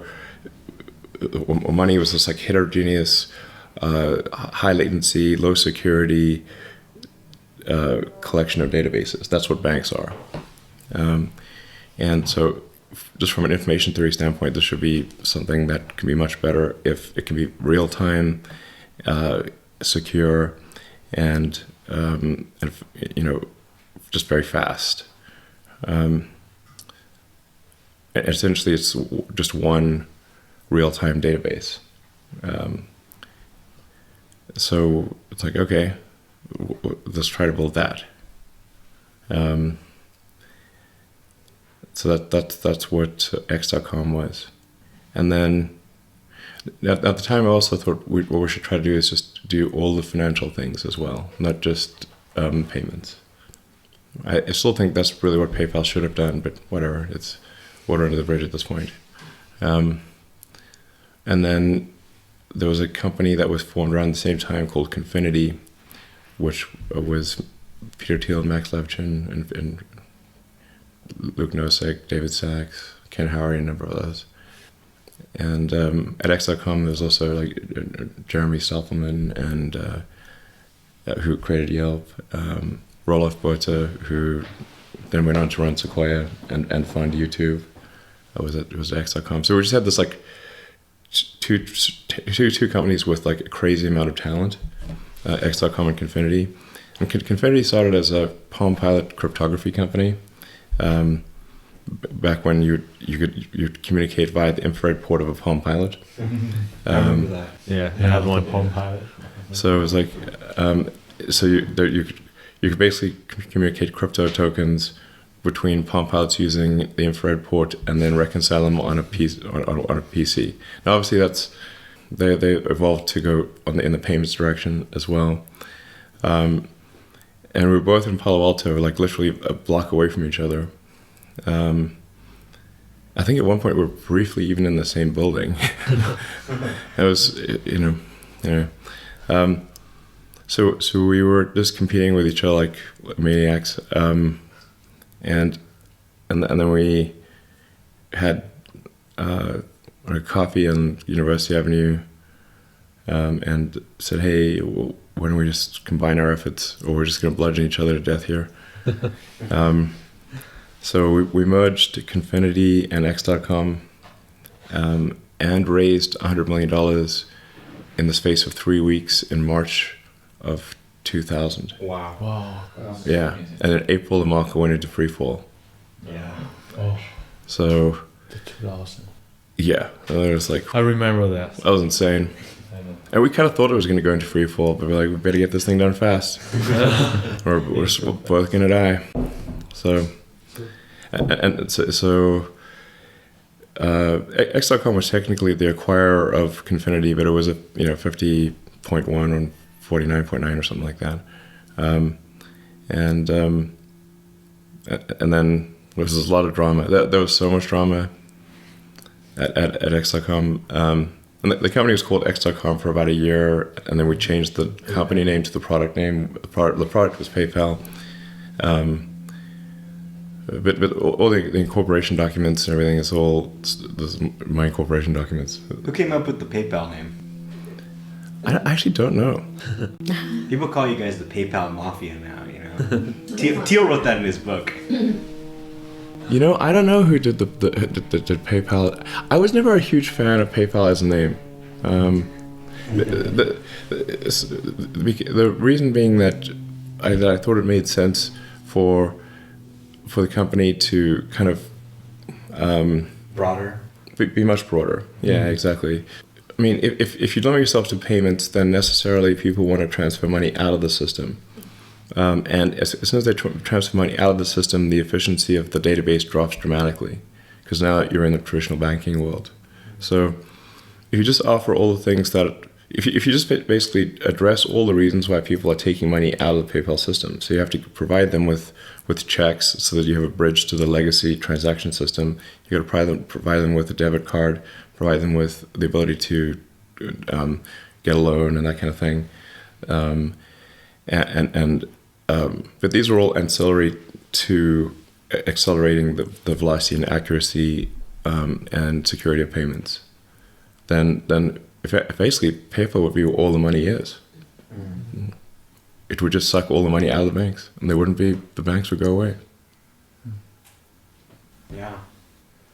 So any plan you're gonna do with the X.com? I wrote, if they just execute the business plan, the product plan I wrote in July 2000, let's just do that. But I talked to them several times, but they didn't do it.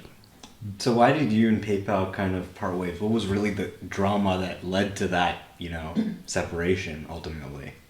Well, things were very dicey in 2000. Yeah. Companies were dying like all over the place. So I was CEO of the combined company, and we're doing quite well from a growth standpoint. We were like adding 100,000 users a month type of thing, which back then was a lot. Yeah. But financially things were tough, and we needed to raise a financing round. We were also there were some technical questions around what code architecture would we go with. And then there was also a branding question. Like I said, I think we should not use PayPal as brand, because this is not consistent with being where all the money is. You want a centralized database. So I was kind of against the PayPal branding, and I wanted to do a bunch of things that seemed extremely risky. And I think those things would have worked out, but at a time when companies are dropping like flies, and I'm proposing that we do all these things that sound very risky, this is just much too scary for the rest of the team. You seem to be attracted to crazy ideas that other people are like. I think the Autopilot one is a great example where everyone's kind of trying this spatial approach to self-driving. They're doing Waymo for 10 years, nobody cares, and you come out and say, hey, we think vision is the way forward, and deep learning and vision, will take us all the way there. How do you find the courage inside to, people have to be coming up to you all the time and, thinking that you're an idiot or it's never going to happen, and how do you find that in yourself to go through all that resistance and still be confident in your thesis? I try to be hyper rational, so it's not it's just like if the reasoning fits and you're not violating laws of physics or something, then that's the thing you should do. So and I guess the other day, if we lost all the money, I wouldn't, as long as we didn't lose other people's money, I guess. I just lose my money, I don't mind. These things just don't seem that crazy to me.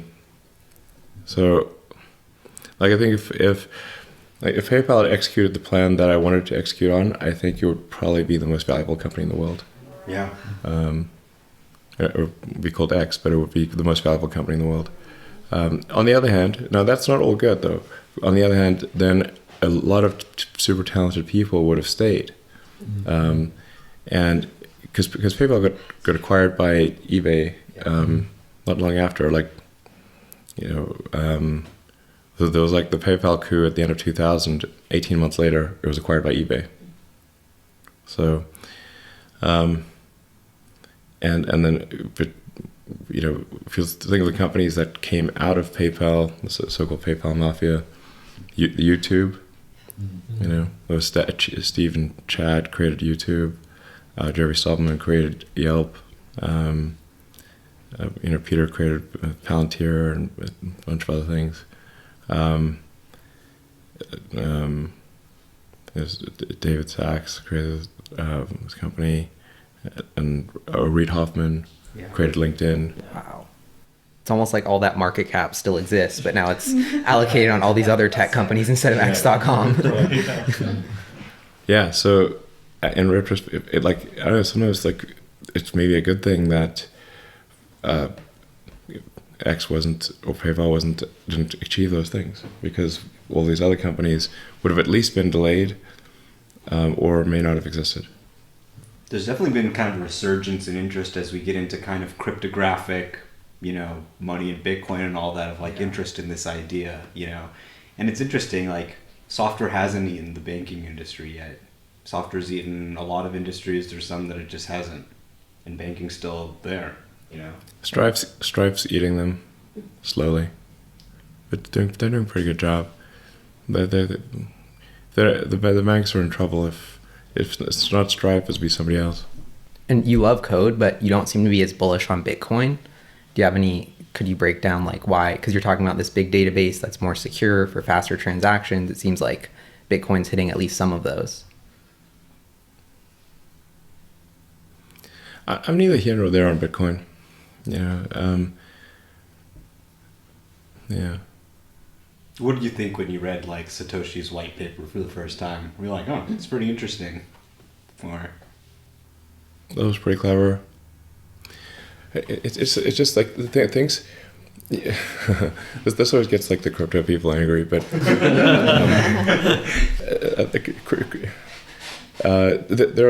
there are transactions that are not within the bounds of the law, and there are obviously many laws in different countries, and normally cash is used for these transactions,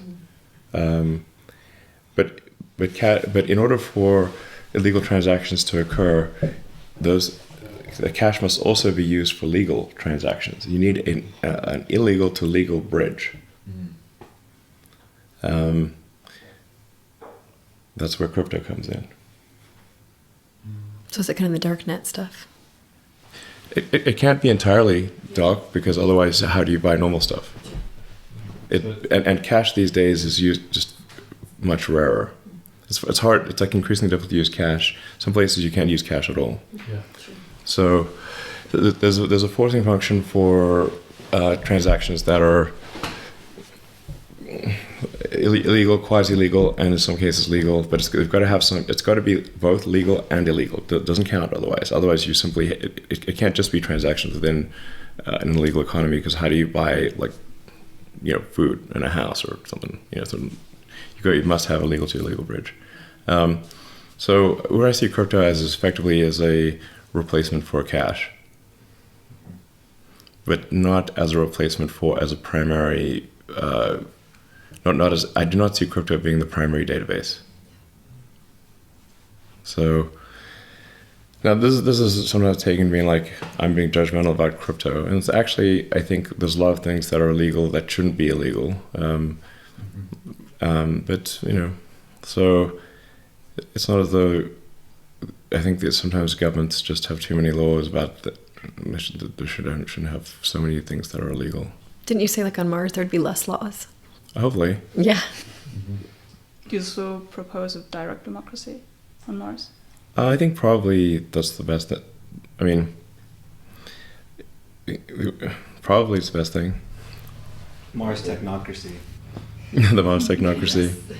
And you want to make laws super short and simple, right? Well, yeah. If people can't understand laws, then then what's usually going to happen is some special interest is going to bamboozle the public with long laws. Yep. And then the laws, reading this law is like the size of Lord of the Rings, but a very boring version of it. The dealership thing is just crazy to me. America's supposed to be competitive, free market. It's weird, right? Yeah, absolutely. So anyway, it's just you want to keep the laws short and give them some kind of sunset period so that they don't just stay there forever.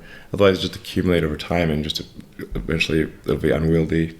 So the laws should have some time frame associated with them. They automatically go away. It's just keep the laws short to avoid trickery and sort of special interests that ultimately does not benefit the public. And then I think direct democracy is less susceptible to corruption than representative democracy. So, corruption just being like, to what degree is this action being taken that do not serve the interests of the population? Do not result in a net increase in population happiness as a whole. So that's why I think probably direct is better. And then just have things in real time. So if you want to vote on something, you can vote on it real fast. Probably I would say make it easier to get rid of laws than to put them in, because these things tend to have a lot of inertia, and so have a bias towards having laws go away and not be there. So like maybe it takes 60% to put a law in place, but 40% to remove it, or something like that. Yeah. I mean, let's try it. See what happens. The bills are extremely long that they pass. No one reads them. Yeah. Hardly anyone in Congress has read the bill, and even if they've read the bill, if you quiz them on the details, they wouldn't know it. They'll find their page. They're like, Yeah, there's like, tell me what's this. There was no idea. It seems kind of alarming that that's like the status quo and everyone just accepts it. But yeah, these laws tend to be written by industry groups as well. So they'll write the law and then interact with the congressional staff but most of the work will be done by the industry groups, and so they're going to write laws that entrench their position. it's like the people or the players buying the ref, like you were saying earlier. Exactly. It's that exact thing. Right, so you get the regulatory capture of yeah. The players shouldn't be paying the ref salary type of thing. Well, the ref shouldn't be thinking, I'm going to retire and get paid by the players. So it's kind of amazing that it works as well as it does, given all these issues. So then PayPal, I ended up getting malaria anyway in 2001. 2001. Yeah, tell us about this, the malaria thing. Well, that was you went on vacation, right? Yeah, we went to South Africa with Kimball, actually. Yeah, it's crazy.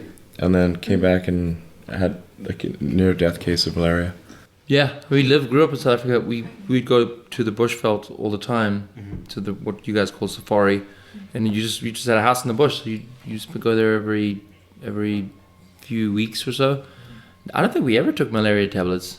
We didn't have malaria in those days. I think there was a drought and then a flood and then suddenly there were mosquitoes. Yeah, right. And so we were told to, and we did take malaria tablets. You took them as well, and when he got back, he was in Stanford and they couldn't figure out what was wrong with him. Our uncle, who's a doctor in South Africa, is like, he has malaria, and it's like, no, he doesn't have malaria. We checked. So, check again. Malaria kind of hides in the body, and then that's why they wouldn't believe it. So this was after PayPal got started? Oh, this is 2001. So it was sort of after the PayPal coup. So I was on the PayPal board, and I was providing sort of product advice and whatnot. But in December, late December 2000, went on a trip to South Africa. Came back early January 2001, and had a severe case of malaria. Almost died. I sat next to his bed for about 5 days. He's yellow and just tubes going in and out of him. Just sat early morning till late at night, just waiting to see. And then they said to me, get some pajamas for him. And the closest store was some like Dress for Less or something. So I just got him some pajamas, and then the next thing, after 5 days, he woke up and he says, so there's bunnies on my pajamas. I think he was bitter. I think they were bunnies or ducks or something, because that was what I could get. And then I knew he was better. You were sleeping. I mean, like it affected your brain that harshly. Yeah, no, it was bad. It was really bad. Does that change your perspective? How did it like influence you after that? I don't know. I don't think it changed me that much. Would you say? I don't think it changed you. No, I don't think it did. Recovered and went back to Yeah. the world. But how many times have you been on I vacation? lost like 50 pounds, though. It was great. Yeah. So no more vacations, though. Well, yeah, it took me like almost 6 months to get back to normal. Wow. So, and then in 2001, I was thinking about what to do next, and I thought there's like sustainable energy, like basically electric cars, solar, space, and then a friend of mine asked me, so what are you gonna do next? I said, well, so I would love to do something in space, but I don't think there's anything that a private individual could do in space. But at least I'm going to go on the NASA website and find out when people are going to Mars.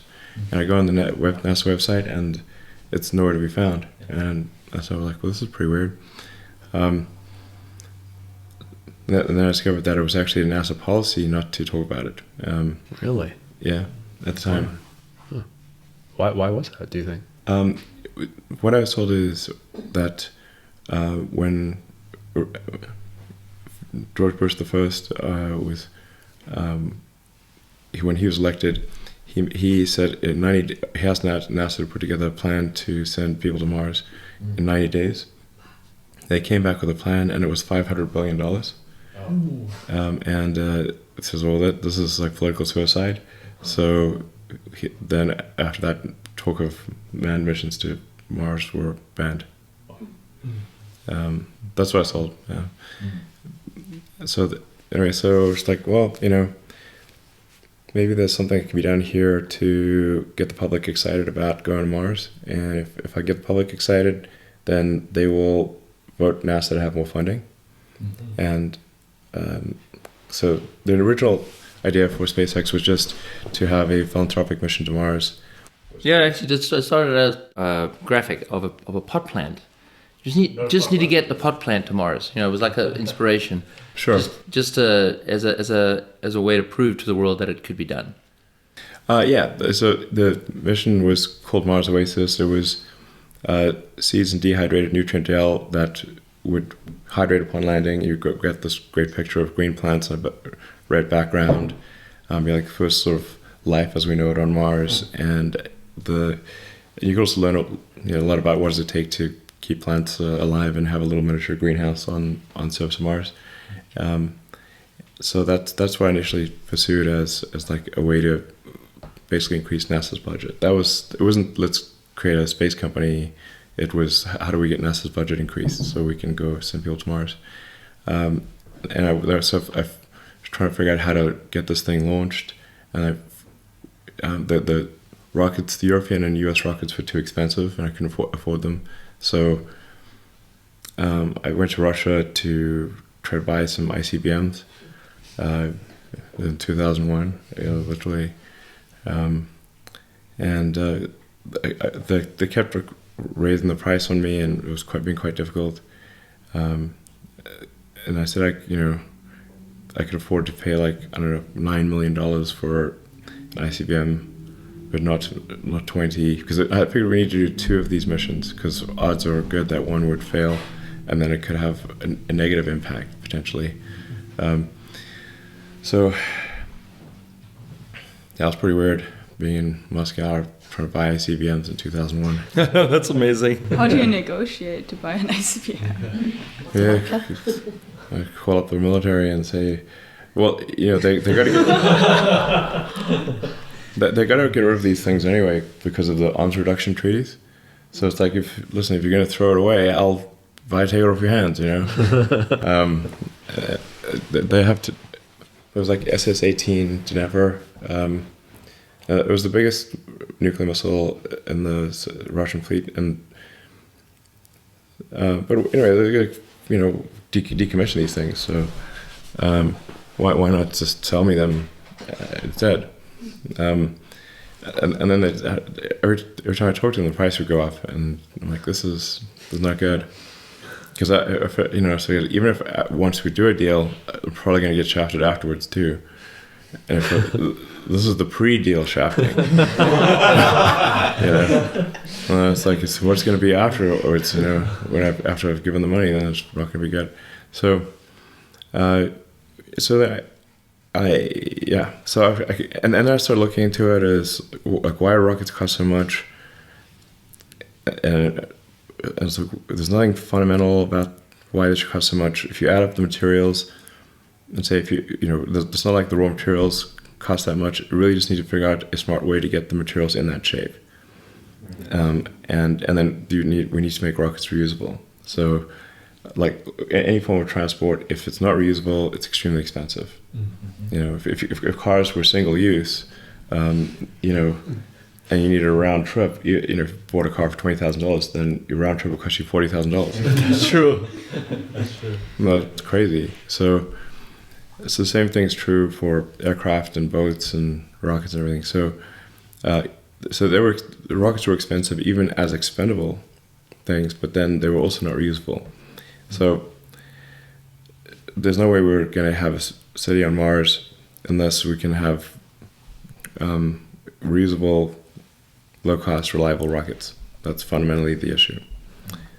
So I came to the conclusion that even if this Mars Oasis mission was successful, it would still not result in it would not materially further the goal of being a multi-planet species, because the rocket technology was not good enough, and it was not getting better. In fact, it was arguably getting worse. So the real thing that needed to be solved here is reusable rocketry and lowering the cost of access to space. And that's so it's like, okay, well, I'm going to try to do that. So then I got SpaceX started in early 2002, basically. I was living in Palo Alto at the time, but most of the engineering expertise was in Southern California. So that's why I moved to LA. Did you ever have any, like, even inkling of imagination that you could be doing, a dozen launches a year and being contracted with NASA? Is that even like it? I thought that was I thought we had, 10% chance of success or something like that. You ended up being chief engineer, right? Yeah. Because no one wanted to give up their secure jobs of ULA and something at the beginning. Exactly. I actually tried to hire.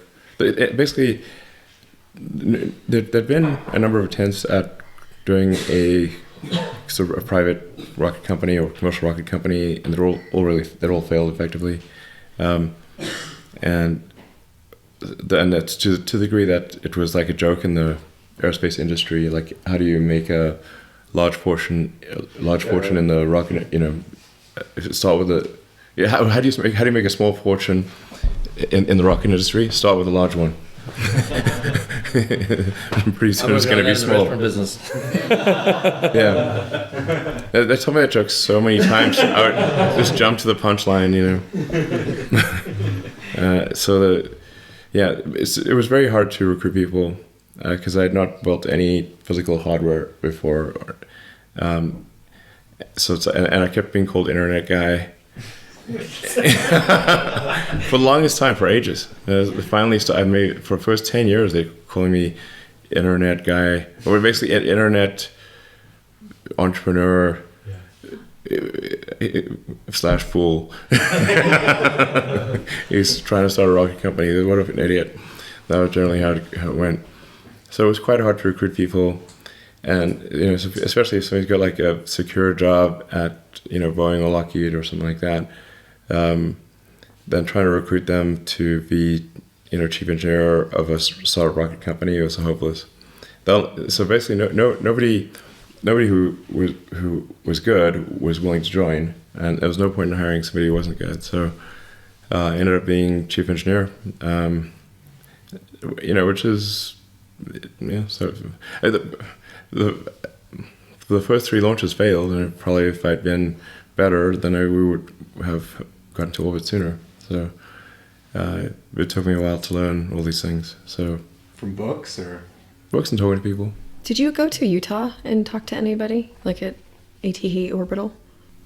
Oh yeah, I visited ATK. Yeah.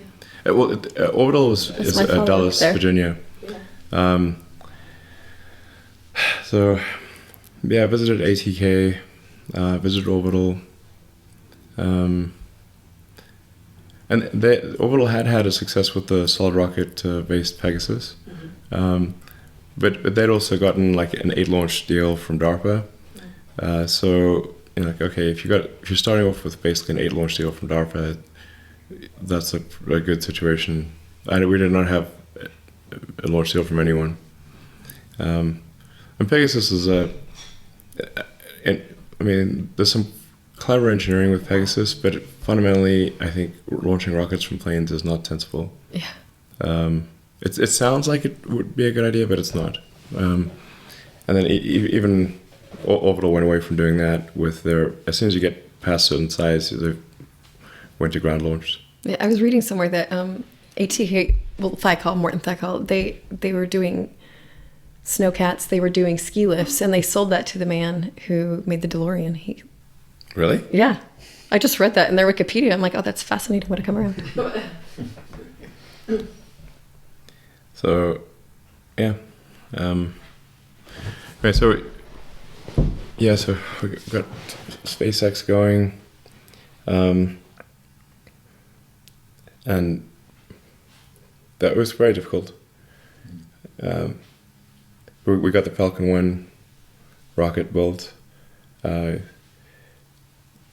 It was very simple. It's the simplest orbital rocket that's liquid fueled, so that it had the potential for reusability, for useful reusability.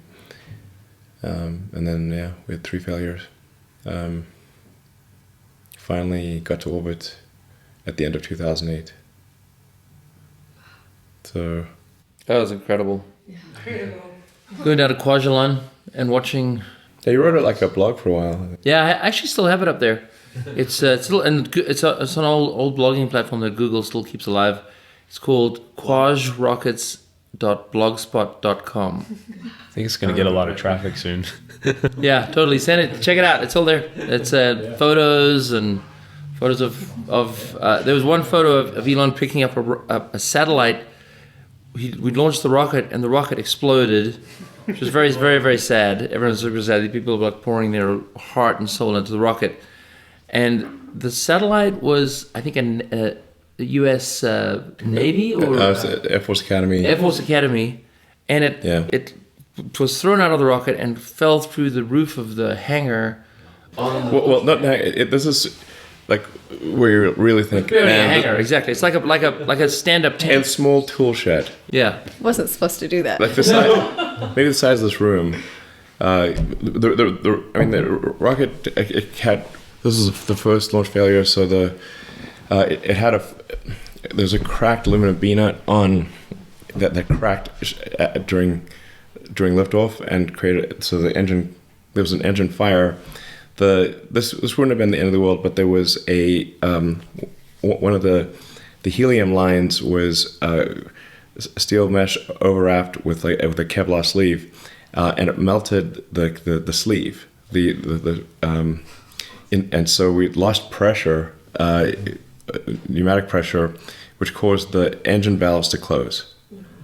So about 30 seconds after liftoff, the engine shut itself off due to the engine fire, and then it went ballistic and basically smashed in the rocks just a couple hundred feet offshore, and it was quite a big explosion actually.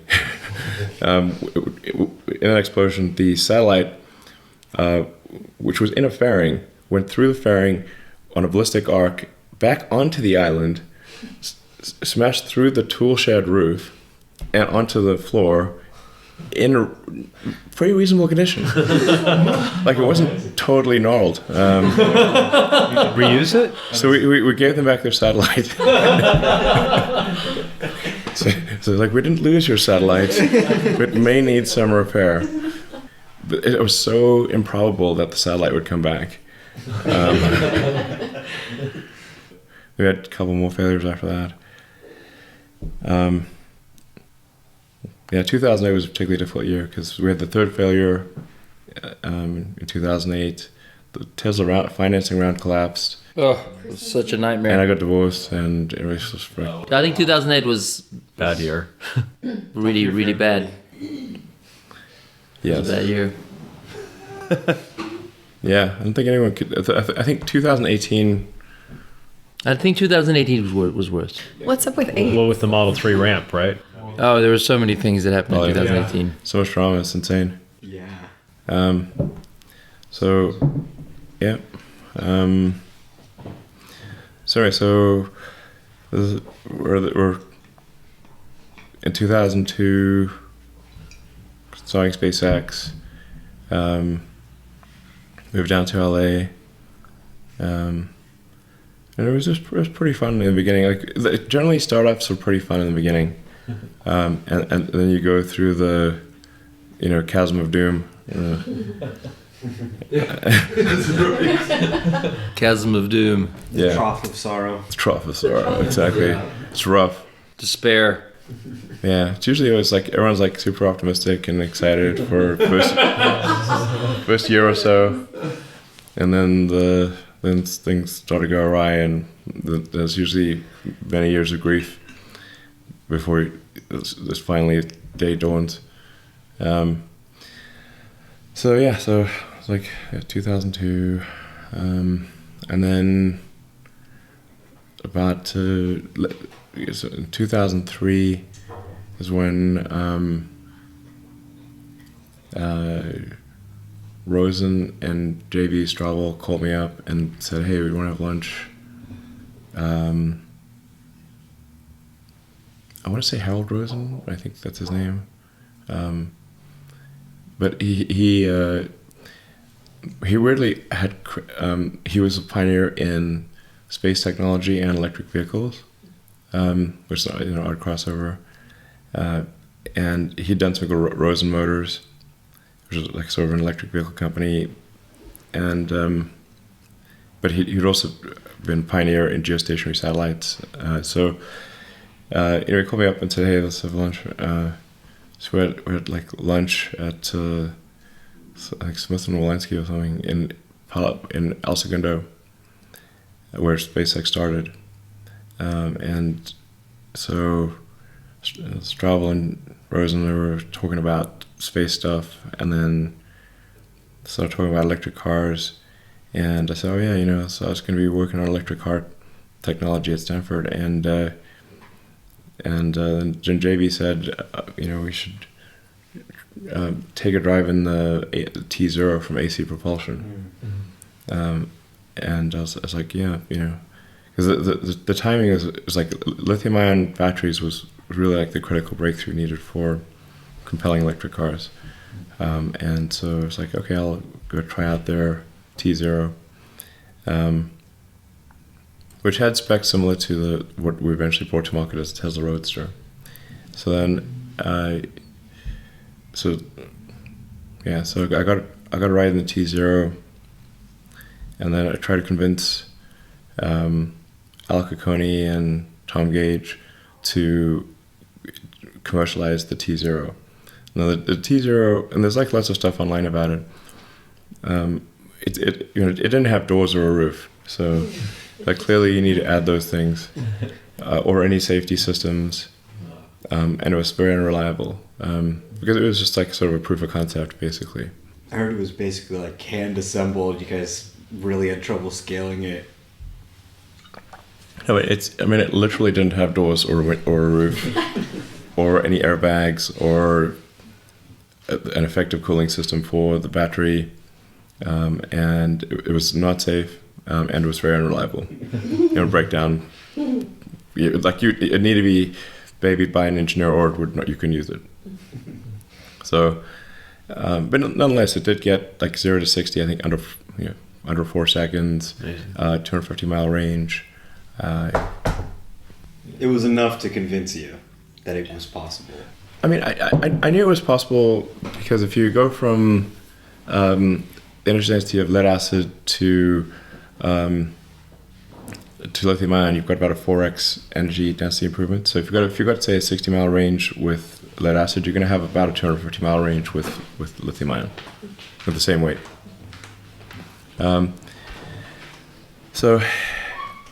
But it was cool to see it in action with AC propulsion, and I tried hard to convince those guys. Like I really pestered them a lot to go into to commercialize the T0, and they just did not want to do it. Weirdly, the thing they wanted to make was an electric Scion, and I'm like, you guys, nobody's gonna pay $70,000 for an electric Scion, okay? That was their idea, $70,000 for an electric Scion. I'm like, this is not gonna work, okay? You will sell like 14 of these things, you know, and I'm like, I kid you not, I have like the email trails and these.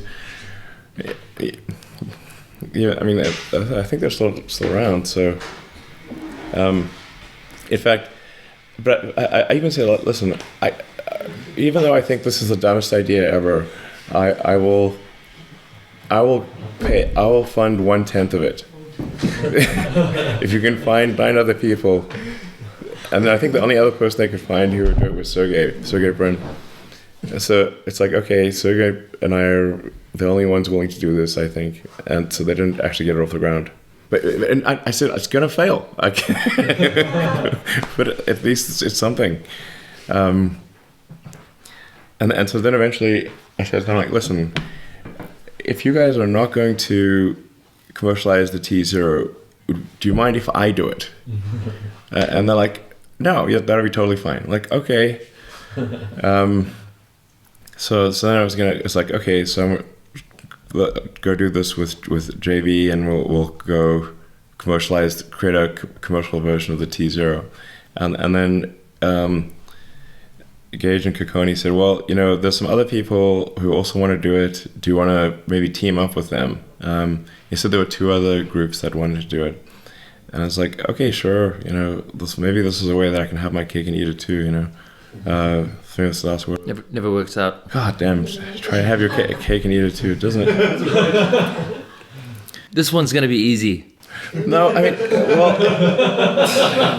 I didn't think it would be easy, but it was like, I thought maybe I can allocate like 20 to 30 hours a week and just work on product engineering, and then other people can do the other stuff. But I don't even like doing the other stuff anyway. So that didn't work out. So then Tom Gage said, he said there were 2 teams, but I only ever met one, and that was Eberhard, Topping, and Wright. But like the thing that is really bugs me about them is like Eberhard in particular, the worst guy I've ever worked with, and I want to make a note of this. He is literally the worst person I've ever worked with, and I've worked with some real douchebags. Okay. To be number 1 takes a lot. It's not easy. His version of the story is that out of the blue he pitched me on funding his electric car company, and he convinced me to do it. Totally false. Okay, I was like, I'm creating an electric car company. It's like, then Gage said, well, maybe you could team up. And it's like, okay, well, maybe that might be worth doing, and so the company ended up being basically 5 people. This is Wright, Topping, Eberhard, Straubel, and myself, and so it was the 5 of us. And like Topping always tries to write out of the history books, because they had a huge battle and they made me choose which one was going to be CEO. It's Wright or Eberhard, and I talked to JB and I was like, which one? Because I really did not want to be CEO. So then they're like, okay, well, both have issues, but maybe Wright has bigger issues than Topping. That's what JB said. So maybe, lesser of evils. I was like, okay, fine. I got to make a choice here, because the 2 of them they refused to be in the same building. So I was like, lot of drama. But Tesla has so much drama, and I was like, okay, you know, it's not like I said like, you know, lesser of two evils. So it's like I said, Ian Wright, sorry, you know, not that I didn't think he had good points, but if I got to pick one, I was trying not to be CEO. I got to make this rocket company work. So anyway, so then made, you know, it was like right, you know, it's like had to leave then. Anyway, so we got basically we jammed AC propulsion, powertrain, and battery pack into a Lotus Elise. With the first prototyping, like really just jammed it in, you know, and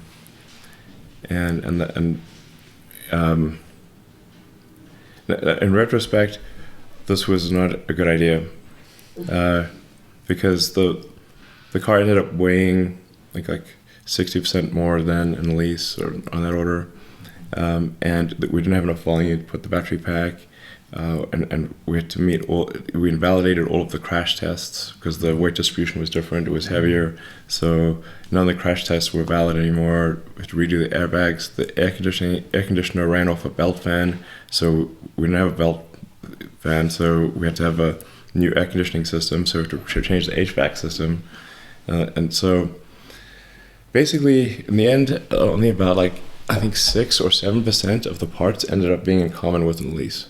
Wow. So and we went through a lot of trouble trying to shoehorn everything in there, and I mean it's a cute car, but it's 10% too small. It's like and then the costs ended up being crazy, and then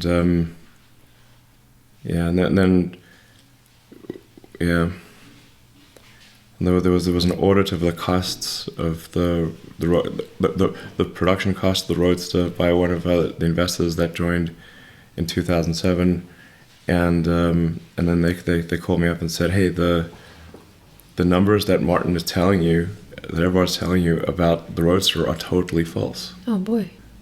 And I was like, what do you mean? Like, he said, no, we just did an audit. It's more than twice of what he's saying. Yikes. Yeah. It's like we would have to sell this car for $250,000 in order to not lose money. I was like, this is insane. Wow. So anyway, then we obviously had to fire Everhard. There was no choice about that. Yeah, and then it turned out not only had he misled me directly, but he'd instructed others to also lie. No. Yes. When I say like somebody that's like the worst person I've ever worked with, it was pretty bad. Mm-hmm. Yeah. So, but SpaceX also hadn't gotten to orbit at that time, so I was like, man. So then I asked, what is the name? Harris. Remember the guy? I'm blanking on the name. No, we brought in a CEO. It was interim. Yeah, he ran like a manufacturing company. I mean, he seemed pretty smart. The problem that I found with Tesla was we were a startup in Silicon Valley, building a car that was really manufacturing and materials engineering. And it's really like all the talent was for, you would think, there was probably talent, in Detroit or Japan. But if you took any of those guys in to run Tesla, they would run it like a car company, and then it would be destroyed. Well, they had no idea. You can take somebody who's running a giant corporation. You just could not take someone from a massive company culture and have them do a startup, and yet you couldn't find anyone in Silicon Valley who knew enough about making cars. And so we kind of found a middle of the road one he was an expert in manufacturing. Flextronics. That's right. Ex-CEO of Flextronics was an investor. And he agreed to just join as interim CEO, and this is 2007. Yeah. But I mean, Tesla was a company you tried so hard not to be CEO of. Yes, but the thing is, this is misinterpreted. If I say that it's misinterpreted as like I somehow don't love Tesla, which I do, it's just like trying not to go insane with work. Yeah, being CEO of a real startup is 80 hours a week. Being CEO of two is 160 hours a week, and there's only 169 hours or something of sleep of 168 hours a week. So, like, you just can't physically do it. Yeah, I mean, the pain level is extreme. So that's, yeah. Anyway, I tried quite hard not to be CEO, but had to be. No choice. That or Tesla would die. So that, yeah. So Everhard was fired in July 2007, and he was at the time we didn't know he'd instructed other people to lie, so we thought he was just, it wasn't as bad. But once he left the building, then it turned out no, he'd actually orchestrated a massive deception, which is quite bad. So, yeah. He also said he came up with the name of Tesla Motors, which is false. That was created by a guy in '95, and moreover, he knows this because we went to great length. We had to buy the trademark. Yeah, exactly. So he can come up with the name. It was trademarked in '95. So it's like there's a whole bullshit backstory of it. But the guy, we almost had to change the name of the company because the guy who owned Tesla Motors wouldn't communicate with us, and so eventually we sent the nicest guy in the company, who's weirdly Martin's best friend, which I don't understand, but Mark Topping, super nice guy. I like Mark a lot, actually. Yeah, you can't not like Mark. It's impossible. He's a super nice guy. So we sent Mark to go sit on the guy's doorstep and not leave until he until he agreed to at least negotiate with us or something. He talked to us, and then we ended up buying the trademark for $75,000. Good deal. Yeah. Was he the one who owned the domain too? No, that was a whole different nightmare. But the domain guy, that took us 10 years to buy that Tesla.com domain. Man, and he is, I think, still like a networking engineer at Juniper. So, yeah, and that cost us like $10 million. Yeah, that was crazy. like the guy just held out. Was he just sitting on the domain, or was he using it for something? It was impossible to. No, he wasn't using it for anything. Just holding the name. It's like Twitter handle Falcon Heavy isn't being used. We're fighting for that one. Yeah, so man, took us ages to buy the Tesla.com domain. But we were gonna have to change the name to be something else. And actually, the lead candidate was Faraday as the name, because Faraday invented the electric motor, and then Tesla perfected the electric motor with the AC induction motor. So if we couldn't do Tesla, we would do Faraday. And then ironically, a competitor was later created called Faraday. Faraday, yes. A startup from China, right? Yeah. So did you guys have a Faraday logo or anything? Were you that far down the no. track? We didn't really even have a Tesla logo until later, because there was nothing to sell or anything. So but in the end, the Tesla logo and the Tesla font was done by me working with basically a little firm. That's why the Tesla and SpaceX, there's some similarities between the fonts, and that's because it was done by the same people. Yeah, I spent a lot of time on the Tesla and SpaceX fonts.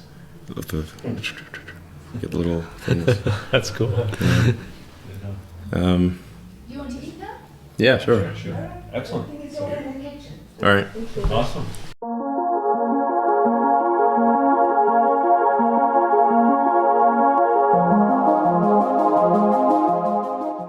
It would be much easier if the world was flat, or if you're in a flat situation.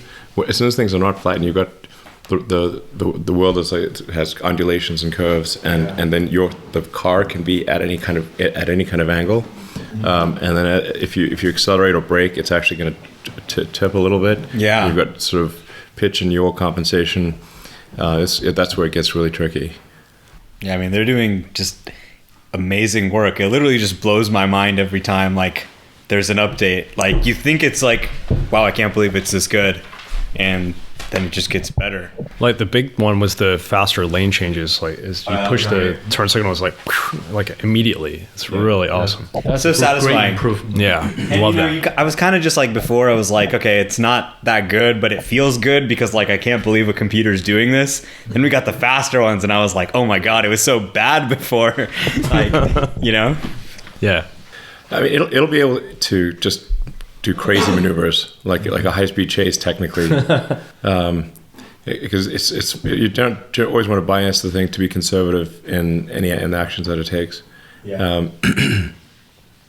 But there's quite a significant foundational rewrite in the Tesla Autopilot system that's almost complete. As Really? well. Yeah. And what part of the system? Like perception, like planning, or just like? It's instead of having planning, perception, image recognition all be separate, they're being combined. Yeah.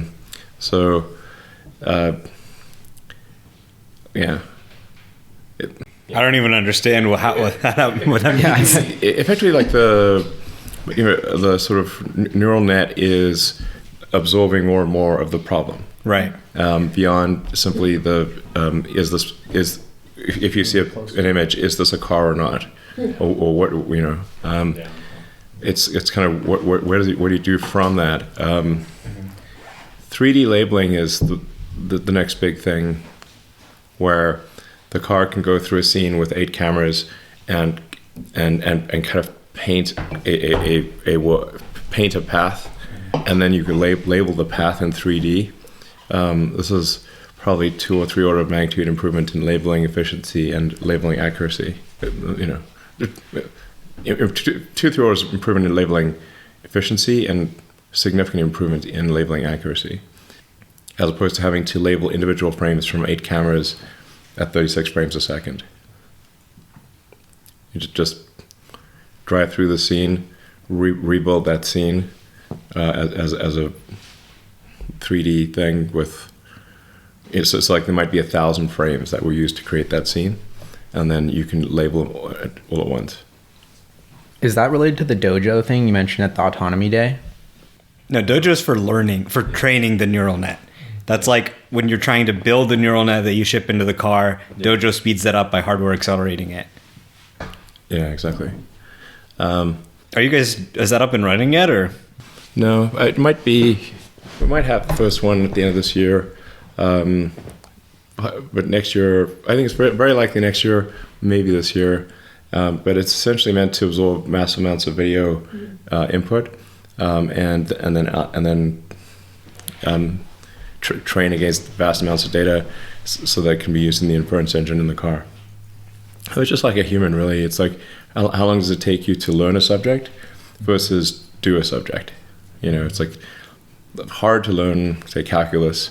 But once you learned it, then you can, you know, integrate something fast or something. You know, it's like it's really the same basic thing. Yeah, I mean, that'll just really tighten the feedback loop. Like at some point, it just gets impossible to catch you guys. And like the rest of the people haven't even really like started. The rest of the auto industry, and like the feedback loop is just getting so tight with Autopilot now. It's just like makes it a lot easier. I think it will. They will catch up eventually. Or at least they will catch up to where Tesla is now. I don't know. I mean, things like for example, we're talking about maps and directions, and how today computer-based navigation is considered trivial. But you know, back in '95, it was not trivial. Right. Yeah. It was considered very hard, and the compute power you had was tiny. So the code had to be super tight. Couldn't have fluffy code. If you trying to execute something on like a 386, like very, very puny amount of memory and compute. So, so now but now maps and directions are easy. I think at some point in the future, it might be a decade or something, then autonomy will seem easy. Yeah. I mean, it'll obviously be commoditized in the long term. Yes. It will seem easy in 10 years. But there will be a long stretch there where there'll be vast differences between cars. Well, and I have the auto industry is used to slow rates of improvement. So, there's still not really a car yet that matches the original Model S. Maybe you could argue like Taycan 2012. maybe. Yeah. If you look at like the EPA ratings, it literally is just all below. Yeah. So that was 2012, and it's 2020. So it's still like pretty hard to get a car. Let's say there's not a car available at the price of the Model S that has the capabilities of the Model S of 2012. It's kind of exactly what you were talking about with the Elise, where you're like, oh, we'll just put a battery in the Elise, and that kind of showed you like, okay, we really need a ground-up electric design. Yeah. And the rest of the industry hasn't done that. The sort of founding principles of Tesla were basically completely wrong. So the premise going in is like, it's not going to be that hard. We'll just take the Lotus Elise, it's a nice lightweight car, and we'll take AC Propulsion's drive unit technology, and we'll put them together, and we'll have an electric car, and it'll be great. This sounds pretty easy. Yeah. Except the AC Propulsion technology could not be industrialized. Like, it was like basically handcrafted electronics with an analog motor controller. Yeah. And so depending if there was hot or cold, your car would respond differently or not at all. And the motors were hand wound. It was just like it was like impossible. You cannot scale this technology. You could have like finicky, individually made, super expensive prototypes, but we ended up using none of the AC propulsion technology. So. It's something that looks cool and works well at an individual prototype level does not necessarily scale. And then like I said, it was like maybe 7% of the parts of the original Roadster were in common with the Lotus Elise. It would have been way easier if we started from a blank slate. It would have been a better car. But I think like the real test of any given startup is how well does it respond to adversity and adapt and just figure it out. So like most things are just, when they start out, they don't make a lot of sense. But then as long as you adapt quickly, then you can make the company work. If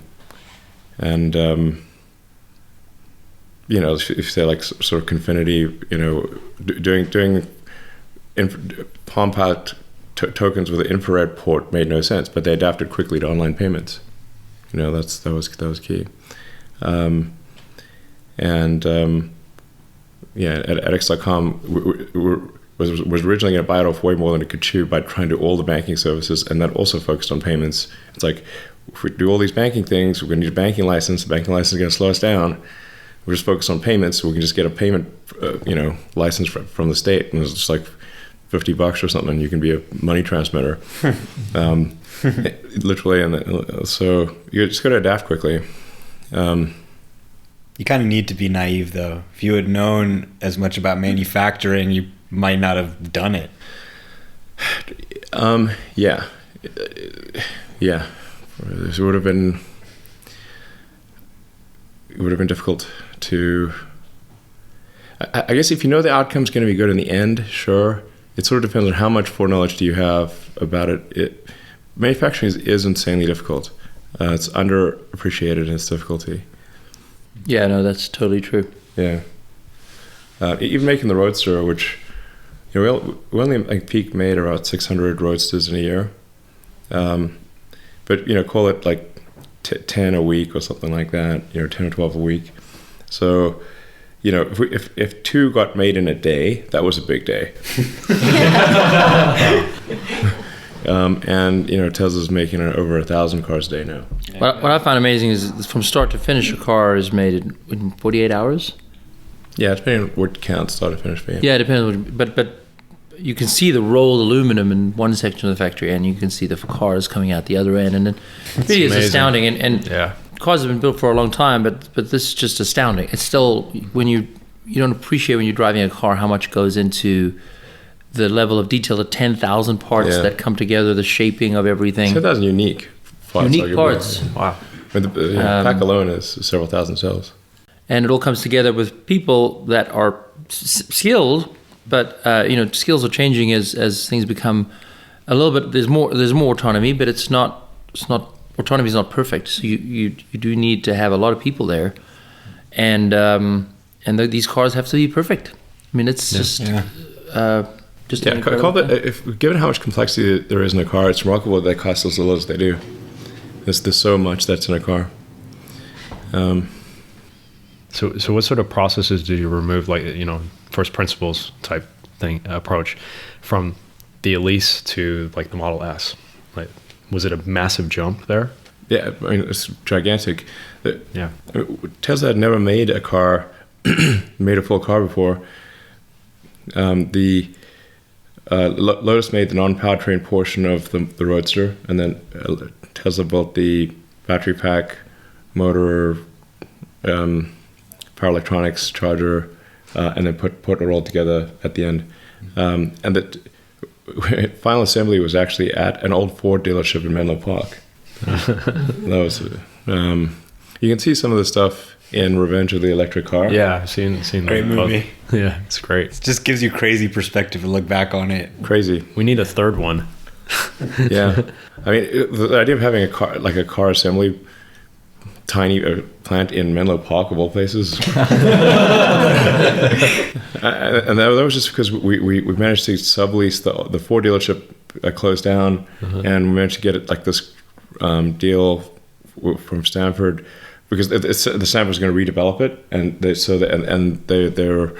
we figured they'd probably take way longer than they expected to redevelop it. So we said, well, you're not bringing it to anyone. Can we pay you like 50 cents a square foot, and you can kick us out whenever you want? And it was this actually huge dealership, and it had enough room to do final assembly of the cars. So we just did final assembly of the cars there. Oh, amazing! Yeah, and one of the most absurd places to build cars on Earth is Menlo Park. So no test track or anything, just the road outside or something. Yeah. Well, in fact, we'd actually, the early roadsters were very unreliable, so we generally put about 50 miles of just normal driving. Oh, so just drive around the Bay Area with somebody following you. You must have got some crazy looks from people, right? It's like, what is that? Yeah. But we put 50 miles in each one of those cars because they just have a lot of things that would break down in the first 50 miles. And then battery production was in San Carlos. So, man, there's just a lot of detail on that and all that. But going from the Roadster to Model S was a massive leap, because the Model S is quite a sophisticated sedan where Tesla built the whole thing as opposed to just building the powertrain. And so competing against like Mercedes, BMW, Audi type thing. So that was a massive leap of difficulty. We did get the NUMMI plant, but really that just meant we got $8. Yeah. Because they stripped the plant of all the good equipment. The only equipment that Toyota and GM left behind was the stuff that they could not use anywhere else. Wow. So they only left the most chunky, broken pieces of equipment behind. We managed to use some of it, but yeah, in the paint shop. I mean, some of the things were literally not even worth the scrap value. so it was like not worth it to call the scrap metal dealer. What'd you do with it then? We made a lot of those things work. Oh, you did? Yeah, plastic injection molding machines, and we just made them work. Wow. And the paint robots, we mostly made those work. The assembly, the body production line had to be made new because there was just nothing. So we made the body production line for Model S was created from scratch. Yeah, and it worked out, but it was very difficult.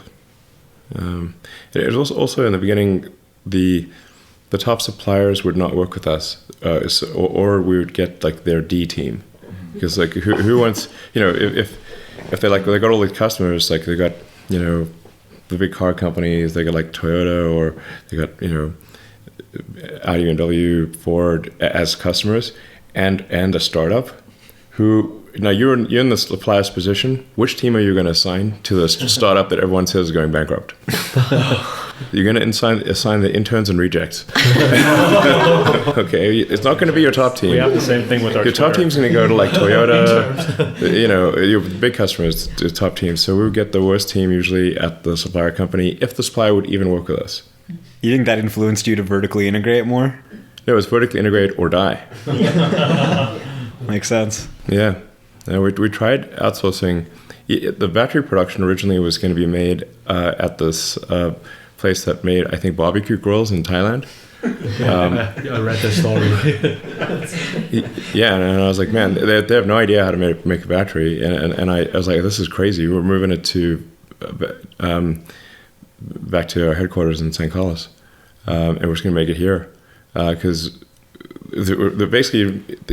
once there's a massive amount of work going from a prototype to production, and so you need a fast feedback loop with engineering, and if that feedback loop is all the way out in Thailand, it's just no way. It's not like if you have an existing production line that you already know how to make it in volume, that you can move, but you cannot create a production line that never existed that's super far away from where the engineers are. It's a recipe for disaster.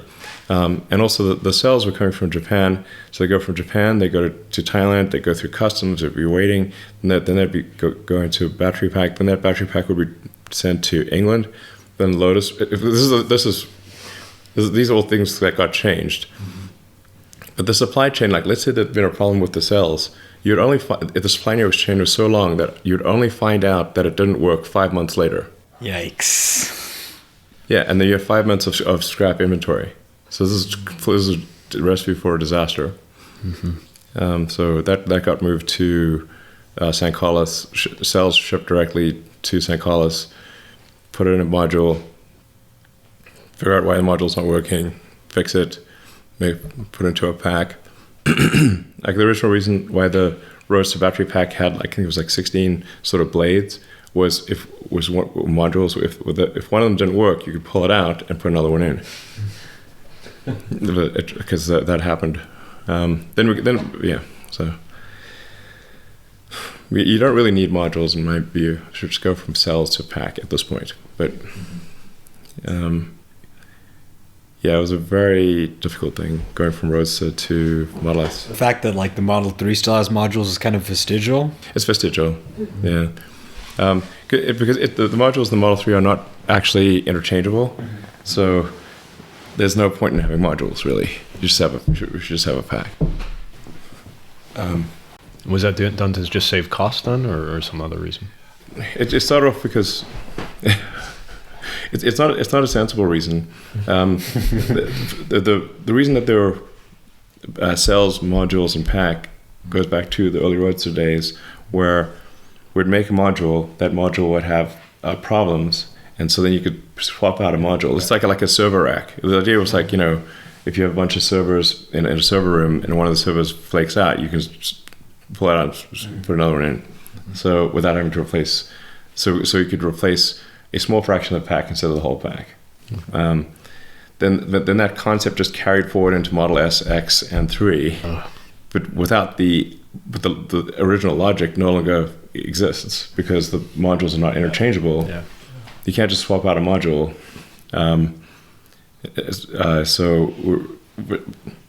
But these things just have a lot of inertia. So we really want to move to no such thing as a module. There's just cells and pack. Yeah.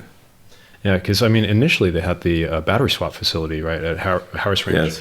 I mean, and then the Model 3, I don't think it had that capability that you could actually swap the whole pack out quickly, right? Or I don't know if that was... It does not. Yeah, right. S and X still have the ability to do a fast pack swap. Right. But I mean, things essentially evolved in the same direction that phones evolved. For a long time, phones had swappable battery packs, and now basically almost nobody makes a phone with a swappable battery pack. Definitely. As soon as the range gets past a certain point, then I agree. Yeah, it doesn't make sense. But this was far from clear at the time of designing the Model S. So we went to a lot of trouble to make the S and X pack capable of a fast swap with quick disconnects and bolts coming in only from the bottom and that kind of thing. And then we did that demo where we swapped out 2 packs faster than you could fill a gas tank. That's amazing. It's kind of ridiculous to me, like taking the battery out of your car just in, Harris Ranch, and they put a new battery in and you come back. It was kind of like, it's good that supercharging got a lot better. Yeah, it was just way better to increase the range of the pack and have faster charging. But this debate, which seems obvious in retrospect, was not obvious at the time. Definitely. Back then, I think at least a lot of phones had swappable packs. Because remember, this would have been designed in, we had the first prototype out in 2010 for the Model S. So back in 2010, let's say the thought process going into this in 2009 would have been, at a time when, I don't know, maybe most phones had swappable packs or something like that, The iPhone was like 2007 or something, iPhone 1. So then it didn't make sense. But companies have a lot of momentum. So the S and X pack is still a swappable pack. Yep.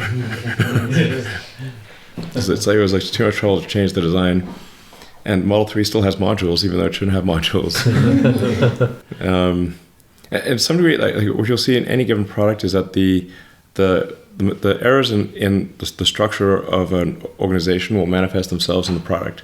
So, that's where, we have a module team, so we have modules. Like, wait a second, just combine the module team with the pack team, and then there won't be modules. So generally, the errors in the organization manifest themselves in the product.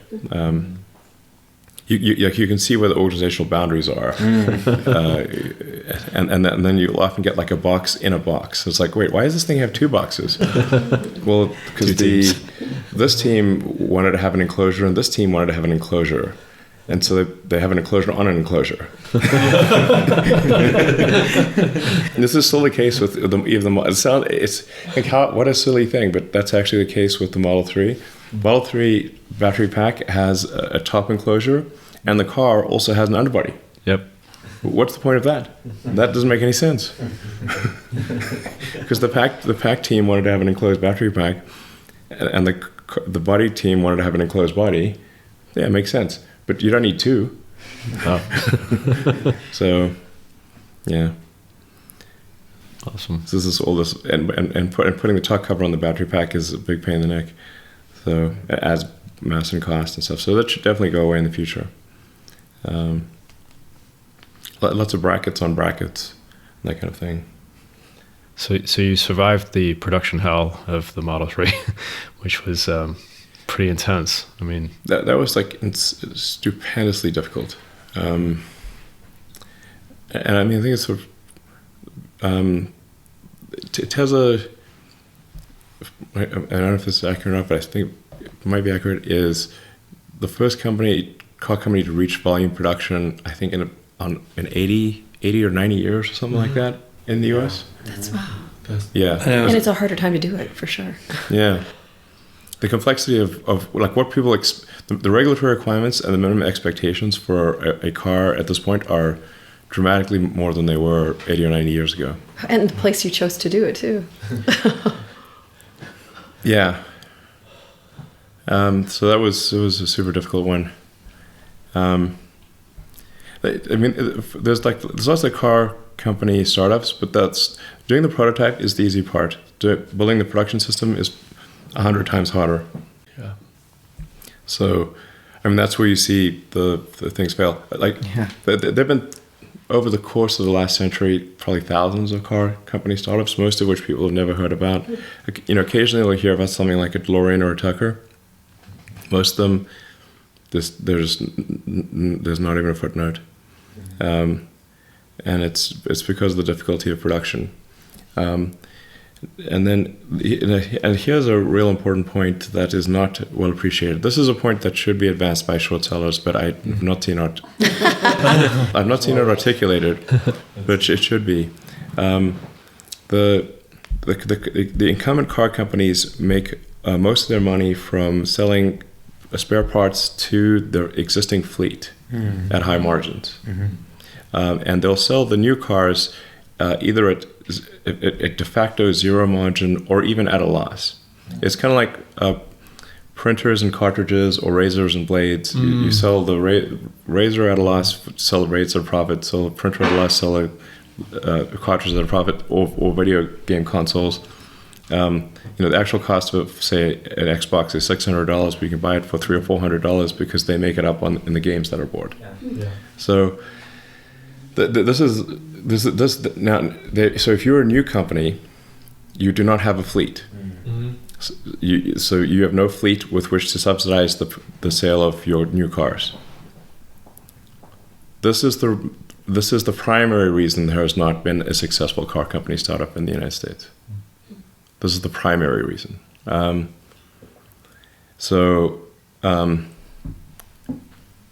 the incumbent car companies have 80% of their fleet outside of warranty or something like that. Maybe it's 70%, but approximately. Like if a car lasts for, say, 20 years or something like that, and the warranty is for 4 years, then it's 80% out of warranty.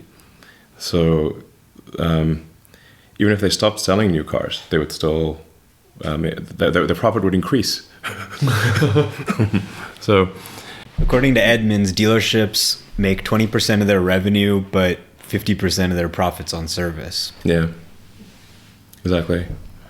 So, and the car companies themselves will often make more than 100% of their profit on selling spare parts. Wow. Yeah. So if at the point at which they're making, say, 110% of the profit from selling spare parts, it means that they're actually selling the new cars at a loss. So this is the very difficult thing to overcome. In order to overcome it, a car has to be significantly more compelling than other vehicles, such that people are willing to pay a premium, and that you can actually be positive cash flow, aspirationally profitable, selling new cars, not simply selling spare parts to the fleet. For Tesla's fleet is probably 10% of Tesla's fleet, or something less than 20% is out of warranty, whereas 80% of the other car makers is out of warranty. So this makes it very difficult. Also, electric cars need much less servicing, so that's another difficult thing. So this is the main. This should be the main argument advanced, I think, for why a new car company cannot be successful. The main one. And so, yeah, then like I said, in order for that car company to have any chance, it must be compelling enough that people will pay a premium. Otherwise, there's no chance. And I think there's actually, in order for a car company to be successful, it has to succeed on two fundamental technology discontinuities. One being electrification, and the other one being autonomy. I think not even pure electrification by itself is not enough. So you can but like since the moving production line, there have been two major technology step changes, being electrification and autonomy, and the combination of those two is that's the only opening for a new car company to make it. Yeah, it makes sense. I mean, without autonomy, you'd probably have to wait for EVs to reach price parity. With autonomy, you can drive many more miles and bridge that gap easier. And it's like, well, Tesla's moat in some ways, or not moat, I guess, but like Tesla's advantage in many ways is bigger because like these are two such different technologies that are happening at once that you've been working on while nobody else has. So it's like that much harder to replicate now that it's been accomplished almost. It's very hard for any new car company to enter the market. they have to make a very compelling product. Meaning they have to have some significant technology advancements in the electric drivetrain and the battery pack, and just generally with the car itself. And then the autonomy has to be very compelling. Autonomy in and of itself is enormous. So both of those things a company must be successful in doing, or they will end up in the cemetery. So that's the real challenge of it. Yeah. Well, even with like the software updates, I mean, that's something that no other manufacturer can really even get right. They can't do it over the air. You have to take your car into, because it doesn't work, right? So that's a core component of providing updates. Instead of getting your revenue now from the dealership and spare parts and stuff, you can actually send software as a service. We actually did a whole podcast on this. Well, our goal is to minimize service costs. Yeah. Whereas the other car companies, I wouldn't say the goal is to maximize service costs, but it's certainly not to minimize it. Well, car companies also have two different businesses. There's the dealerships, where their business is actually just service, and I don't think it's anyone's surprise that people don't like going to their dealer. I mean, it's like it's because their incentives are actually not aligned with the customer's incentives. Their goal is to bring you back as often as possible. Yeah, the dealerships' incentives are also misaligned with the car companies during the warranty period, because the car company has to pay for the warranty, the service during warranty. So it's that they have a conflict of economic conflict of interests. The car companies cover the warranty costs, but the dealership makes profit on the servicing. So they want to maximize servicing even during the warranty period. Yeah, it's almost like the economic factors you just mentioned have created like complacency where there is no innovation because, nobody can just start a car company. Yeah. Right? I mean, it's like Schumpeter's creative destruction. There's like innovation tends to come from new entrants to an industry. So if an industry has formed an oligopoly or something like that, then the forcing function is weak for innovation, because innovation tends to come from new entrants.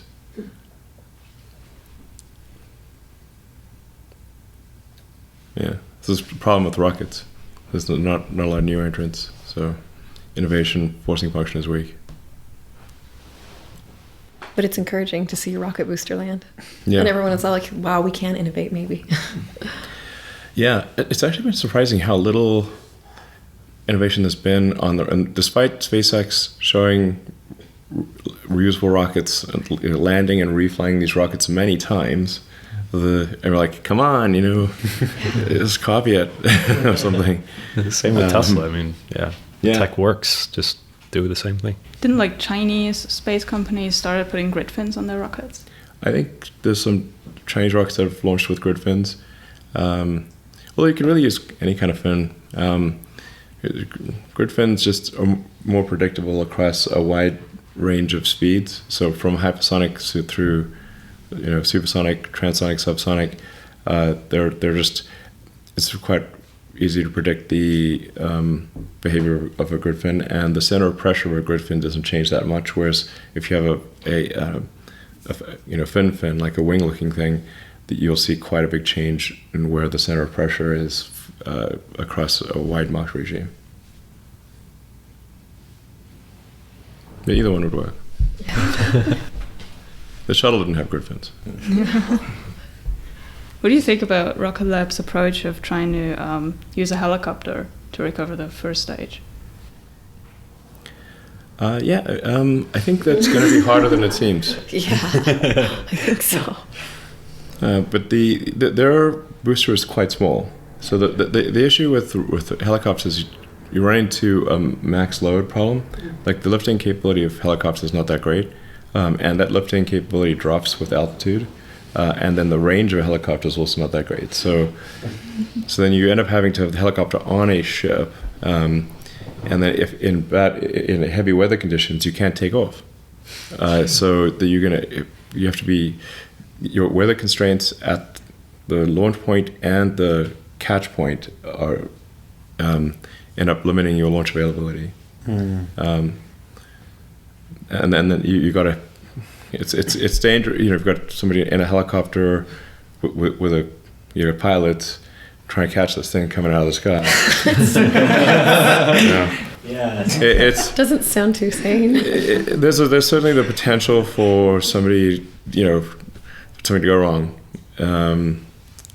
Whereas if you have a drone ship, there's if it smashes into the drone ship, it's not a big deal. If it smashes into a helicopter, that's a big deal. Sure. Yeah. So, overall, I've been, that said, I've been pretty impressed with Rocket Lab, and they're making a go of it. And they're going to do reusability, which is important. It's fundamental. Do you guys still see yourself doing that city to city travel in 30 minutes one day? That would be awesome. I want to do more Starship. Yeah, I think that can be done. Yeah, for sure can be done. It is loud. It's really a noise is the biggest concern there. Both taking off and landing. When it comes in for landing, that sonic boom is loud. It's like, there's actually two sonic booms. So it sounds like somebody just discharged a double-barrel shotgun in your backyard. So it's not like it's breaking windows or anything, but it's like it'd be pretty annoying if it's happening on a regular basis. That's basically what it amounts to. So then you have to do it offshore. So I think we'll do, but can it be done? Definitely. And it's the fastest way to get anywhere based on known physics. So, and I think the economics can be made to work as well, so that it would be competitive with international air travel. It'd be exciting. Wow. That's Yeah, cheap? yeah. Wow. I can't wait for that. I travel a lot, like to Asia, like minimum like 12 hours to 14 hours. Sure. Yeah. Will you try to keep most of the launches around the equator, or would it matter? Like, it doesn't matter a ton. It matters if you're going east to, if you launch east, you have the advantage of the Earth's rotation. The closer you are to the equator, the more you can take advantage of Earth rotation. If you fly west, you're actually counteracting Earth's rotation, so the delta velocity that you need is higher. But you can go in either direction. I think one of our upcoming launches is actually a retrograde flight. So it's going to go against the Earth's rotation. that'll be fun to watch. Yeah. But if Starship is going to launch so many times a day, how are you going to produce all these Raptors? Because we've been touring the SpaceX factory in Hawthorne, and you're making them by hand, right? Are you going to automate Raptors? any of this? Yeah, I wouldn't say it's being made by hand. Being assembled by hand, maybe, but Yeah, that's what I mean. Sorry. we have a lot of metal printers. We have a whole Yeah, that's Those incredible. 3D printers are crazy. 3D metal printing. Wow. Crazy. Yeah, Love it. I mean, I think SpaceX is pushing the envelope for metal printing more than anyone else. At least that's what the splatters tell us. But we also have a foundry. That is cool. We do our casting of exotic parts for Raptor. We have a lot of CNC machines. It's a very complicated engine to build. Merlin looks like a toy relative to Raptor. It's very simple. But we're going to make a lot of Raptors and Starships. So are they all going to be made in the States then? Yes, Okay, they'd have to be, but they have to be. yeah. Yeah, we can get simple ingredients from outside the U.S., but other than that, we're not allowed to Strange. transmit any sort of NASA IP. Yeah, NASA. Yeah. no it's like anything that like is a sophisticated element of a rocket engine. We're not allowed to transfer out the U.S. or rockety stuff is the weapons technology. So just a Starship, when it's assembled, will fly there and come back.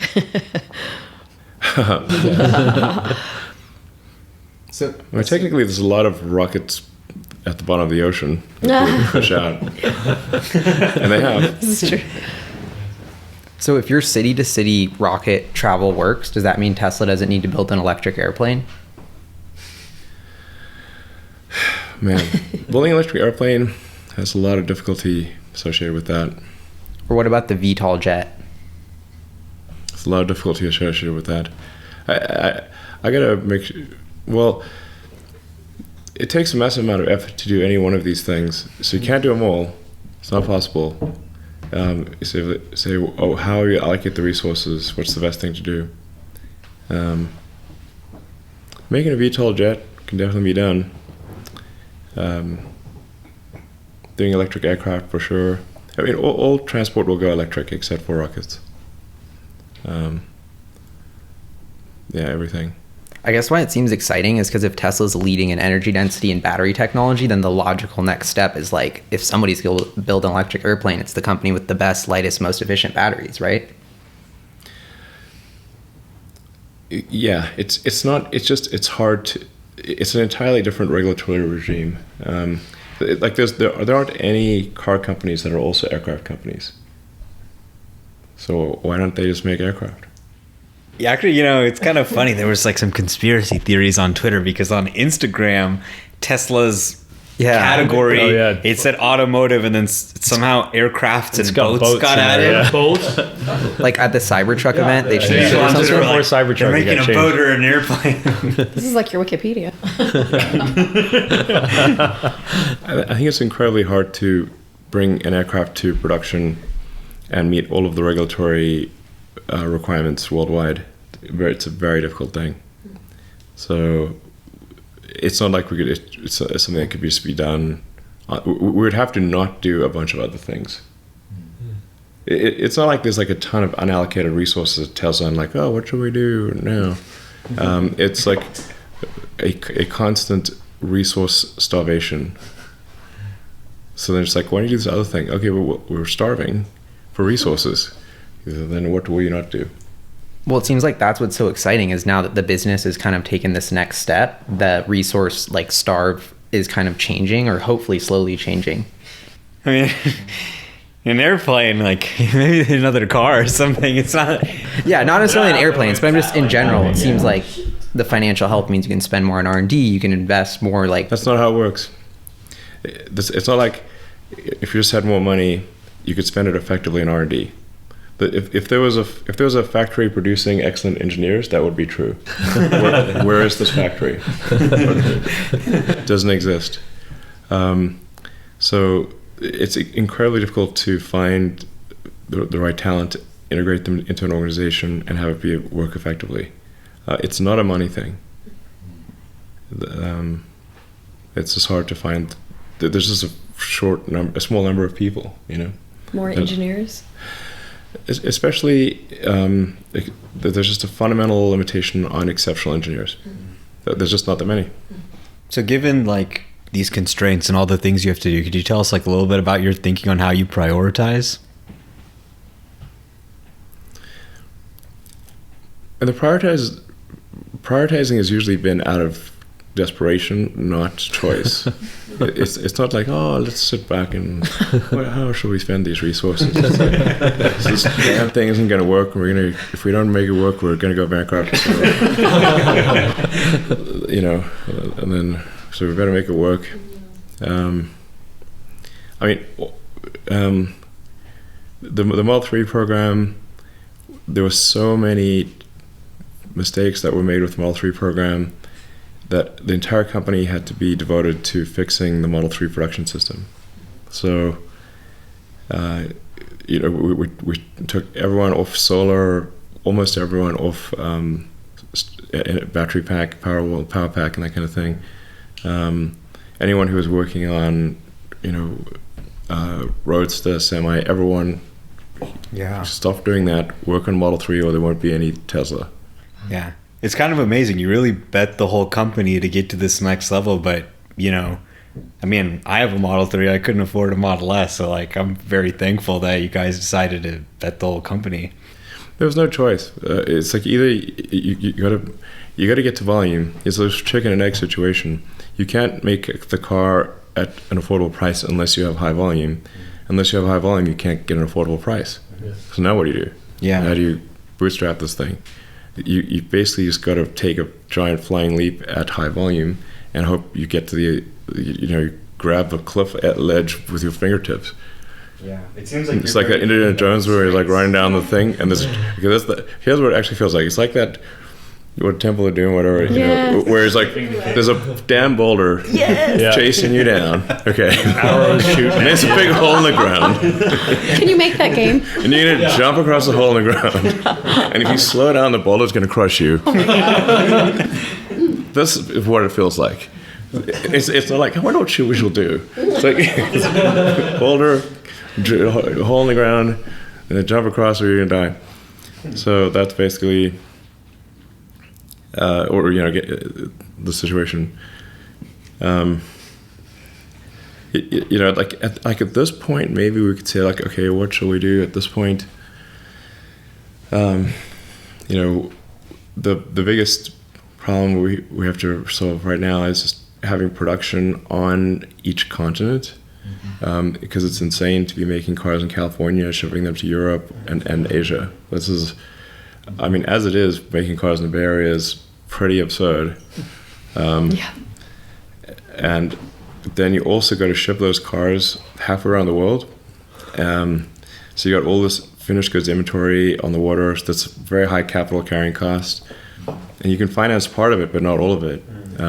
So, then you got the transport costs, you got tariffs, you got, every time a car gets loaded or unloaded, there's some potential for damage. It's not zero, so it just creates a lot of cost, and then it's hard to manage. And the factory complexity in California is amplified because you've got several different regulatory regimes. So you're building, it seems like you're building Model 3, but you're actually building several versions of a Model 3 depending upon whether it's going to China, Japan, Australia, Europe. Then you got goddamn right-hand drive. Okay. It's like every night everything's gonna go over here. Because of some random bureaucratic decision 100 years ago. Right-hand drive, left-hand drive. This is a mega pain in the ass. Put it in the middle. Yeah, absolutely. And all these different languages, you can't have like warning labels in English if they don't speak English. It's like, I don't know what it means.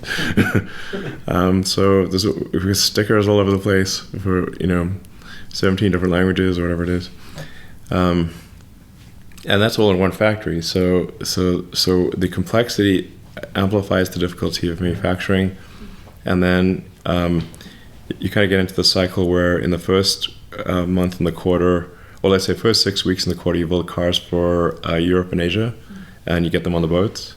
And then for the next, say, 3 weeks, you build cars for the East Coast of the US or North America. And then the final 3 weeks, you build cars for the West Coast. So the deliveries early in the quarter look very, very low, and they spike exponentially at the end because basically all the cars arrive at the customers at the end of the quarter. And then we're like, then we'll have these conversations. We've got to get out of this wave. And they're like, they'll punish us very badly if we get out of the wave because the financials will look horrible. Yeah. So then we end up, okay, we'll do the wave again. And so now we've got a factory in Shanghai that should that'll go a long way towards alleviating the complexity and the cost. We'll have far fewer goods that we need to finance that are on boats. Once we get the factory going in Berlin, or Brandenburg technically, which is close to Berlin, then this massively reduces the complexity of production and reduces the fundamental cost of the vehicle. So this will really de-stress the company a lot. So local production will break the wave. Local production will break the wave. I mean, just like we've had the number of times that headlights have come up as an issue is crazy. We've had to ship cars to Europe many times where the supplier of the headlights for the EU headlights couldn't match rate, or made them wrong or something, and then so we have to make cars with US headlights, ship them to Europe, then ship a bunch of EU headlights to Europe, change them in the port because they're not allowed to exit the port until they have the EU headlights. Oh my God. So that was the port problems we would see. That's one of the many port problems. Wow. So I like first quarter last year was a tragedy of errors. It's not a comedy, but a tragedy. And Belgium went on strike, right? And you're like, what do you mean Belgium's on strike? I'm like, yeah. The whole country. A lot of cars were coming into Zeebrugge, and we're like, okay, now what do we do?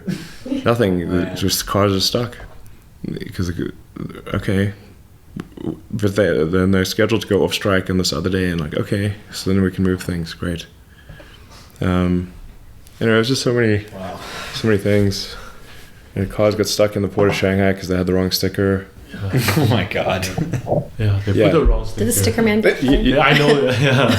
I know. It's like, it's better off like just made it in China. And sell it Absolutely, to China. for sure. Like Totally agree. you don't have to spend like 2 weeks, 3 weeks on the ocean, go there and wrong sticker, and you have to wait and replace. People don't appreciate Giga Shanghai yet completely. Not until recently. Not Not yet. I don't think people have realized it. Not fully. It's but extremely important. yeah. Yeah. And these like shipping times are like technically it's possible if everything goes right, you can get the car there in 2 weeks, but the ships don't leave every single day, and then you also have to queue. You can't just instantly load the cars. So the cars, you have to like send like 2,000 cars to a lot in like, Port Oakland or Port San Francisco, accumulate the cars, then they get moved to another place, then they get loaded onto the ship one at a time. Oh my God. And then finally the ship leaves, and then like sometimes the ship has problems. Yes. And like there's storms or something. Storm and custom. Yeah, no, like it's You not have like to go through every single. it's so much drama. Then there's ship, Too many ways to go wrong. Like, so, yeah, and then like the ship's engine broke down, so it's like it's stuck somewhere. and yeah, but it's great. Like right now, like everything roll off the production line, go directly to the delivery center. It's great. It's wonderful. So I have another question. It's like, from your perspective, how do Chinese public perceive EV? Well, China is very pro EV, and it's the biggest EV market in the world. I think it's like half of all the EVs are made and bought in China. Yeah, something like that. Right now, yeah. Yeah. So China sort of subsidies for EVs have dropped considerably, so that did cause a reduction. Helps a lot. Yeah. Well, but the EV incentives were very high in China, and now they're much less. They're like a third of what they used to be, or less. Yes. So that's caused some decline in demand, as one would expect. But China is still the biggest market for EVs in the world, so I think they're very positively received. Wow, that's great. Yeah. So talking about the incentives, because I know the price, there was a small price reduction, right, in the Chinese Model 3, but then the subsidies were the balance, so it's actually not. It's not any impact on Tesla in the profit, right? No, I don't think so. Well, I think obviously depending on what percentage of the car is made in China, the parts that are made in China are not subject to a tariff, so that's certainly helpful. We also save on logistics, and generally we found that locally sourced parts in China cost less than in the US or Europe. So this is all pretty helpful. Also, the Tesla got added to the purchase tax exemption, which all the other. This is. I'm not sure if people realize just how much of an uphill battle Tesla has had to sell cars in China. It's been really, we had basically no access to any of the subsidies, and we paid a tariff, and we had to ship the cars over, and every single thing was set against Tesla, and still we made progress and did decently well. So I think that it will be a much better situation with local production, not having to do shipping and tariffs, and being able to have lower cost local sourcing of components. So it make a big difference, I think. Is that your victory dance when you broke ground in China? Yeah, that was great. It's a big deal. Yeah, it is a big Huge. Just in terms of just fundamental economics, it kind of makes sense that making cars on the continent where they are bought will be a lot more efficient than making them in California and shipping them around the world. Yeah. And you can get paid for the cars before paying your suppliers, which seems to not be the case if you're shipping around the world. Right. And that could be a huge friction on the whole kind of cash flow situation, or it has been. For sure, it will sure make a big difference on cash flow because it's there's just no way to get the cars, especially to Europe, but even to China, to get them to customers, before we have to pay suppliers. So if you're a rapidly growing company, it's night and day if you get paid by your customers before you have to pay your suppliers, like night and day, because then the faster you grow, the better your cash position is. Mm-hmm. But if it's the other way around, where you have to pay your suppliers before you get paid by customers, then the faster you grow, the faster your cash position drops. Yes, because you're going to spend more money to make more cars. So growth actually causes you to auger into the ground in a situation like that. Now at Tesla, we had a mixture of both things, where we had a lot of customers in California, and that's fast. For sure, we would get paid by customers faster than we would have to pay suppliers. But then for cars going to Europe and Asia, it's the other way around, So we would have to pay suppliers before we got paid by customers. And now we could offset some of that with the asset-backed line, which was pretty helpful, but only some of it, not all of it. So the fundamental financial health for sure improves dramatically by just having a factory on the continent. Okay, we're not talking next door, but it's just how many oceans. Especially Europe was logistically super hard because we're on the West Coast. If we're on the East Coast, then China would be much harder. But if you're on the West Coast, Europe's much harder because you've got to go through the Panama Canal, or even worse, around Tierra del Fuego. Because sometimes the Panama Canal get backed up, and you're like, this friggin' ship is going to the Antarctic. It's like you just go up to the and it's stormy as hell. So you got to send a ship around Chile? Are you kidding? In the middle of crazy storms, and then back up all the way, and then it is. Oh my god. So logistic nightmare. It'd be great to just have it not get on a boat and cross the Pacific and Atlantic and that kind of thing. So maybe similar to Vincent's question earlier, what's the biggest advantage in choosing Berlin compared to other European countries? Berlin has the best nightclubs. That's true. Have you been? I went to Bergheim once. Really? Yeah. Holy shit. That's cool. Yeah, so several years ago. Well, I don't know. I mean, we looked at a lot of different locations, and I think sort of, I don't know. We could have put it in a lot of locations. We needed to move quickly, and actually this place, it's like whatever, 30 minutes to the outskirts of Berlin, technically in Brandenburg.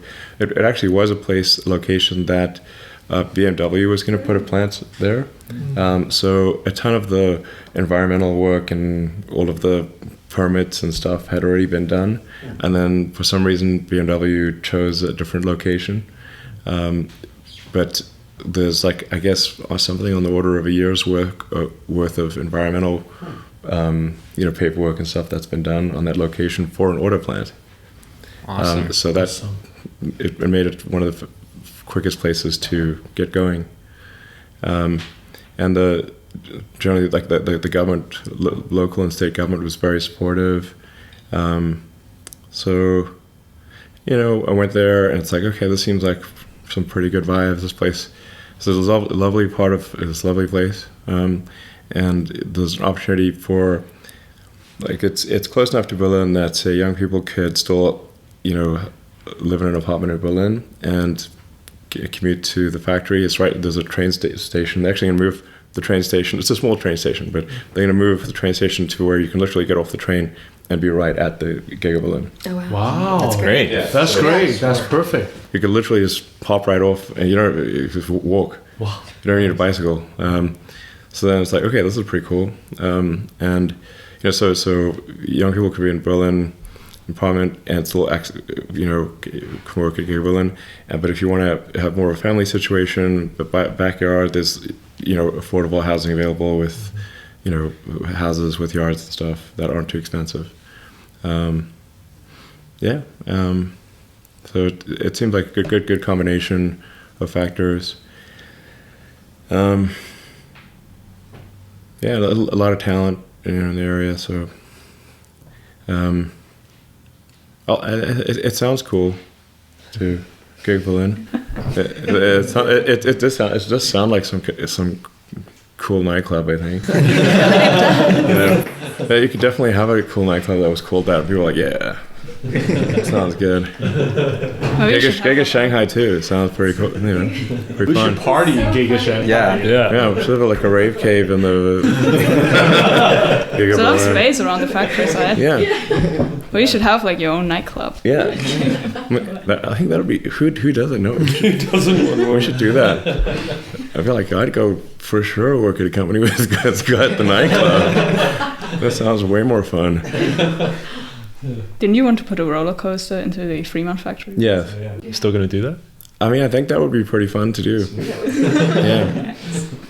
I think we could just like do, just basically have like, we just needed a rail that can support like a modified Teslas, and then Yeah. Oh my God. Can you imagine a plaid? just like zip around and Around the factory in like 5 seconds. Doors would be booked for months. Yeah, we should get in right now. Awesome. yeah, we kind of actually in various parts of the factory we have vehicle conveyance systems. They just don't move that fast, but they're kind of like roller coasters that You move can speed slowly. them up. Yeah, you can speed them up. Exactly. So but yeah, overall I'm feeling pretty. I don't want to tempt fate or anything, but feeling pretty good about where things are headed.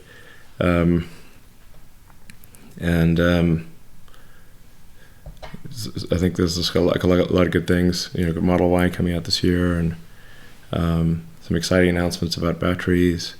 A lot of progress in Autopilot.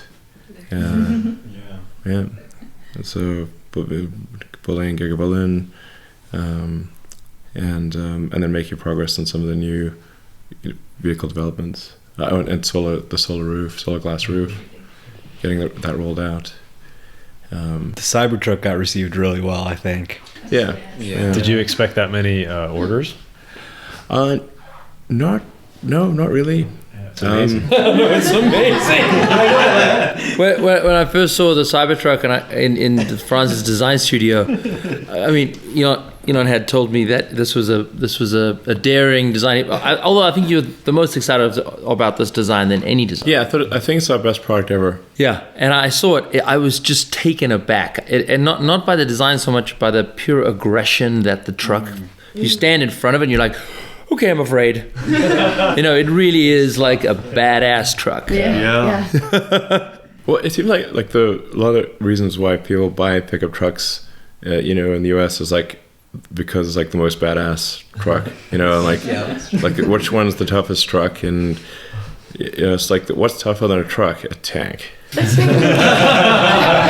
a tank from the future.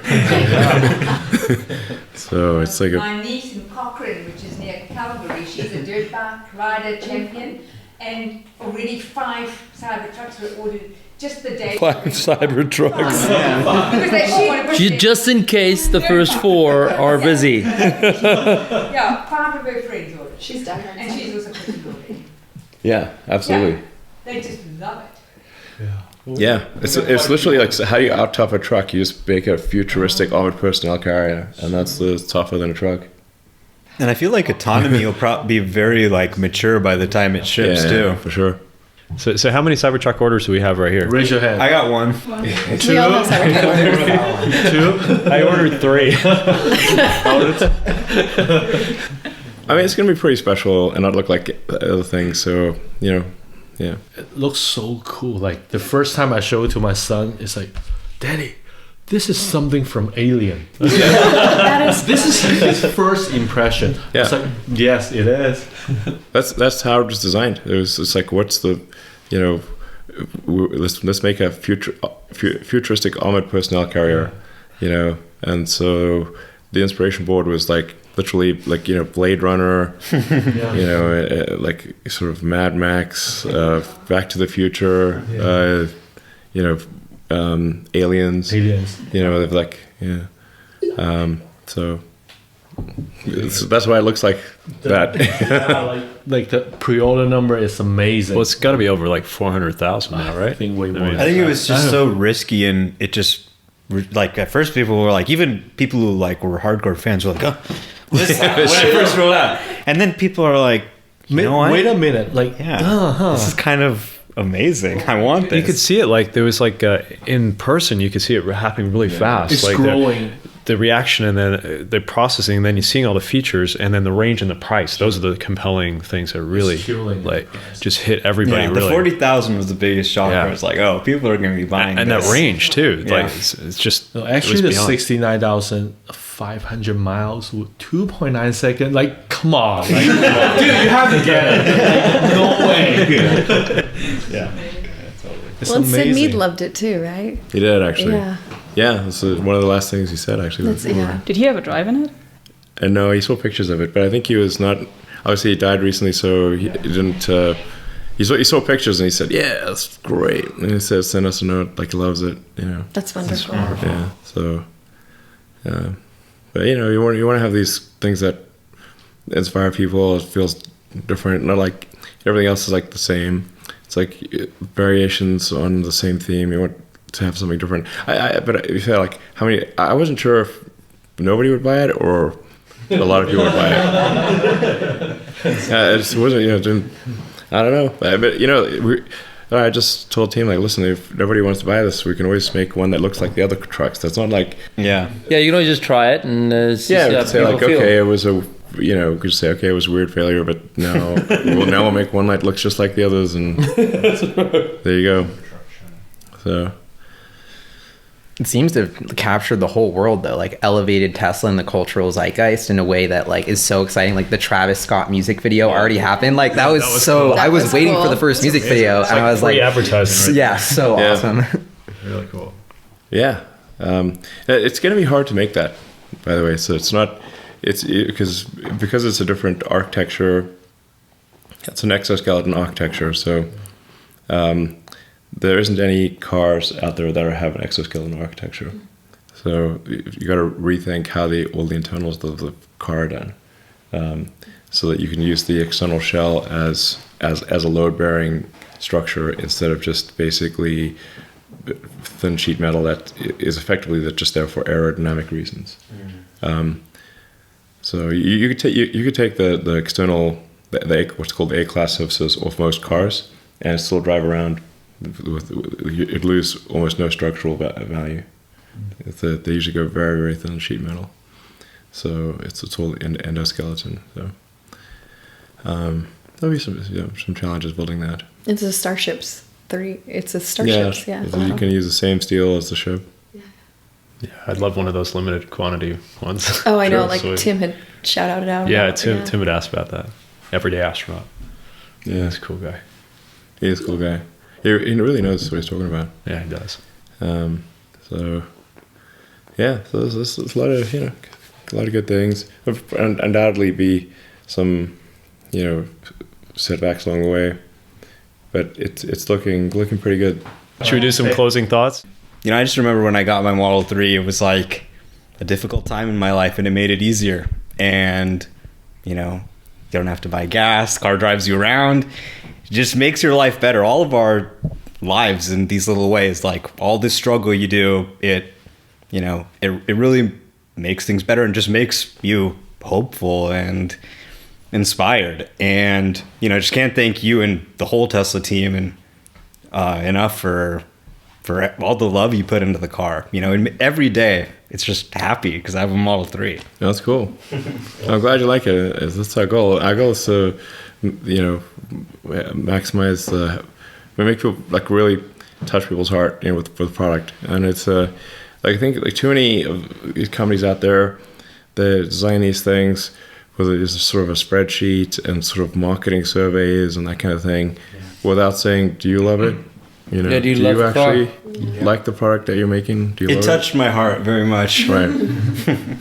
I'd like to thank you for this chance, like doing interview with all of us. And as a shareholder and Model 3 owner, I remember like one time you tweet about your money is first in and will be last out. Yeah. I was really touched to see that tweet. I think it's like years ago. Sure. Like right after one of the shareholder meeting. I was like which CEO would do this, And like after I bought my Model 3, I more believed to the company. Like I ordered a Model Y and then 2 Cybertruck. I was like, I'm a Porsche fan before, and then right now like He was going to get a Taycan until he saw the range. yeah, I was thinking to get a Taycan. Like why not? Like give it a try. But Sure. when you look at the spec, the range turned me off. Like Yeah. And It's the price, obsolete too. already. 201. Like who's gonna buy a For 150K as well. just not talk about money, just talk about range itself. The spec, it's not there yet. Yeah. So with like 150K plus, like nobody gonna buy it. Yeah. So thank you, Elon. And Absolutely. yeah, thank you very much. Well, yeah. Well, thanks you guys for your support. It really makes a difference. Yeah. Yeah, I mean, I don't own a Tesla, so hopefully I will. You ordered a Cybertruck though, Yeah, I mean, yeah, true. Yeah. and you're a shareholder. but Are you it's still in college? Yeah. So Okay. yeah, I gotta save up. Okay. But I will buy one, and I've got the Cybertruck, like you said. Yep. But like I've made so many great memories just like through these cars. Like I've met all you guys through Tesla, and this is like amazing. Just like what kind of community just is created through products that you love, and I think that really means a lot. Like I think I've never seen people being so excited about a product before. Yeah. Or like having this whole family feeling. It's really That's cool. cool. Thank you so much. You're most welcome. Yeah, thank you. Yeah, I just want to say congrats, first of all, because I feel like it's kind of like a feel-good moment for Tesla, all that's happening. Yeah. And obviously, thank you, because like you've inspired all of us. And I think there's not many things in the world that like people get pumped about that are positive about the future. Like, I really feel like we need that now. And so Tesla, like bringing us all together has been really awesome and really much needed, I think. Great. This is really cool. I think I'd have to agree with what Gally said. Just where Tesla's going, you have a car that's actually making a difference with the clean energy, changing the earth, cleaning things up. I mean, it made me excited to see. And you're so efficient, and you actually get things the way you do it. I don't know, you get it done. and I trust you, and I trust the company, and it's I don't know, it's such a passion. It's amazing. I don't know. I don't get the words out. We're sometimes a little late, but we get it done in the end. Yeah. Always deliver. Yes. Thank you. You're welcome. Thanks for your support. Well, I just want to say, like, how I described this podcast, like it kind of just grew out grassroots, right? And I look at you as also part of the community. You're as much third row as all of us, right? So I mean, I'm really grateful you were able to come on this and also tell the story. Absolutely. Show more people. I hope we can do it again too, because I'm sure there's going to be things that come up that we want to set the record straight too. Yeah. And maybe have some celebrations too. So yeah, sounds good. Yeah, I mean, there's a lot of exciting things. Probably, like I said, probably some, disasters and drama along the way. It's never 100% good. We'll be there to help. So it's always good to get feedback. Like if you're in my position, what would you do? Right. Like a lot of times, like I just don't know if something's wrong. I just don't even know it's wrong. I have to learn it somehow, and then allocate. Try to figure out, okay, how do we deal with all these different issues? Scaling service effectively is very difficult, for example, and so that's like it's like a mundane thing, but it's very important. Definitely. Yeah, I think the mobile service is incredible. And, yeah. I mean, I'm on my 5th Tesla now. Yeah. Not the last, because I just keep upgrading them. Yeah. Because the last one, I have a P100D Model S, which is outside right there. And I have I got the license plate Get Tesla. Yeah. I thought, if you want it, I would love to give it to you. So, yeah, thank you again. Thank you. You're welcome. Cool. Elon, can you sign my Model 3? Sure. Oh, yeah. And my Model S, too. All right, cool. Okay, thank you.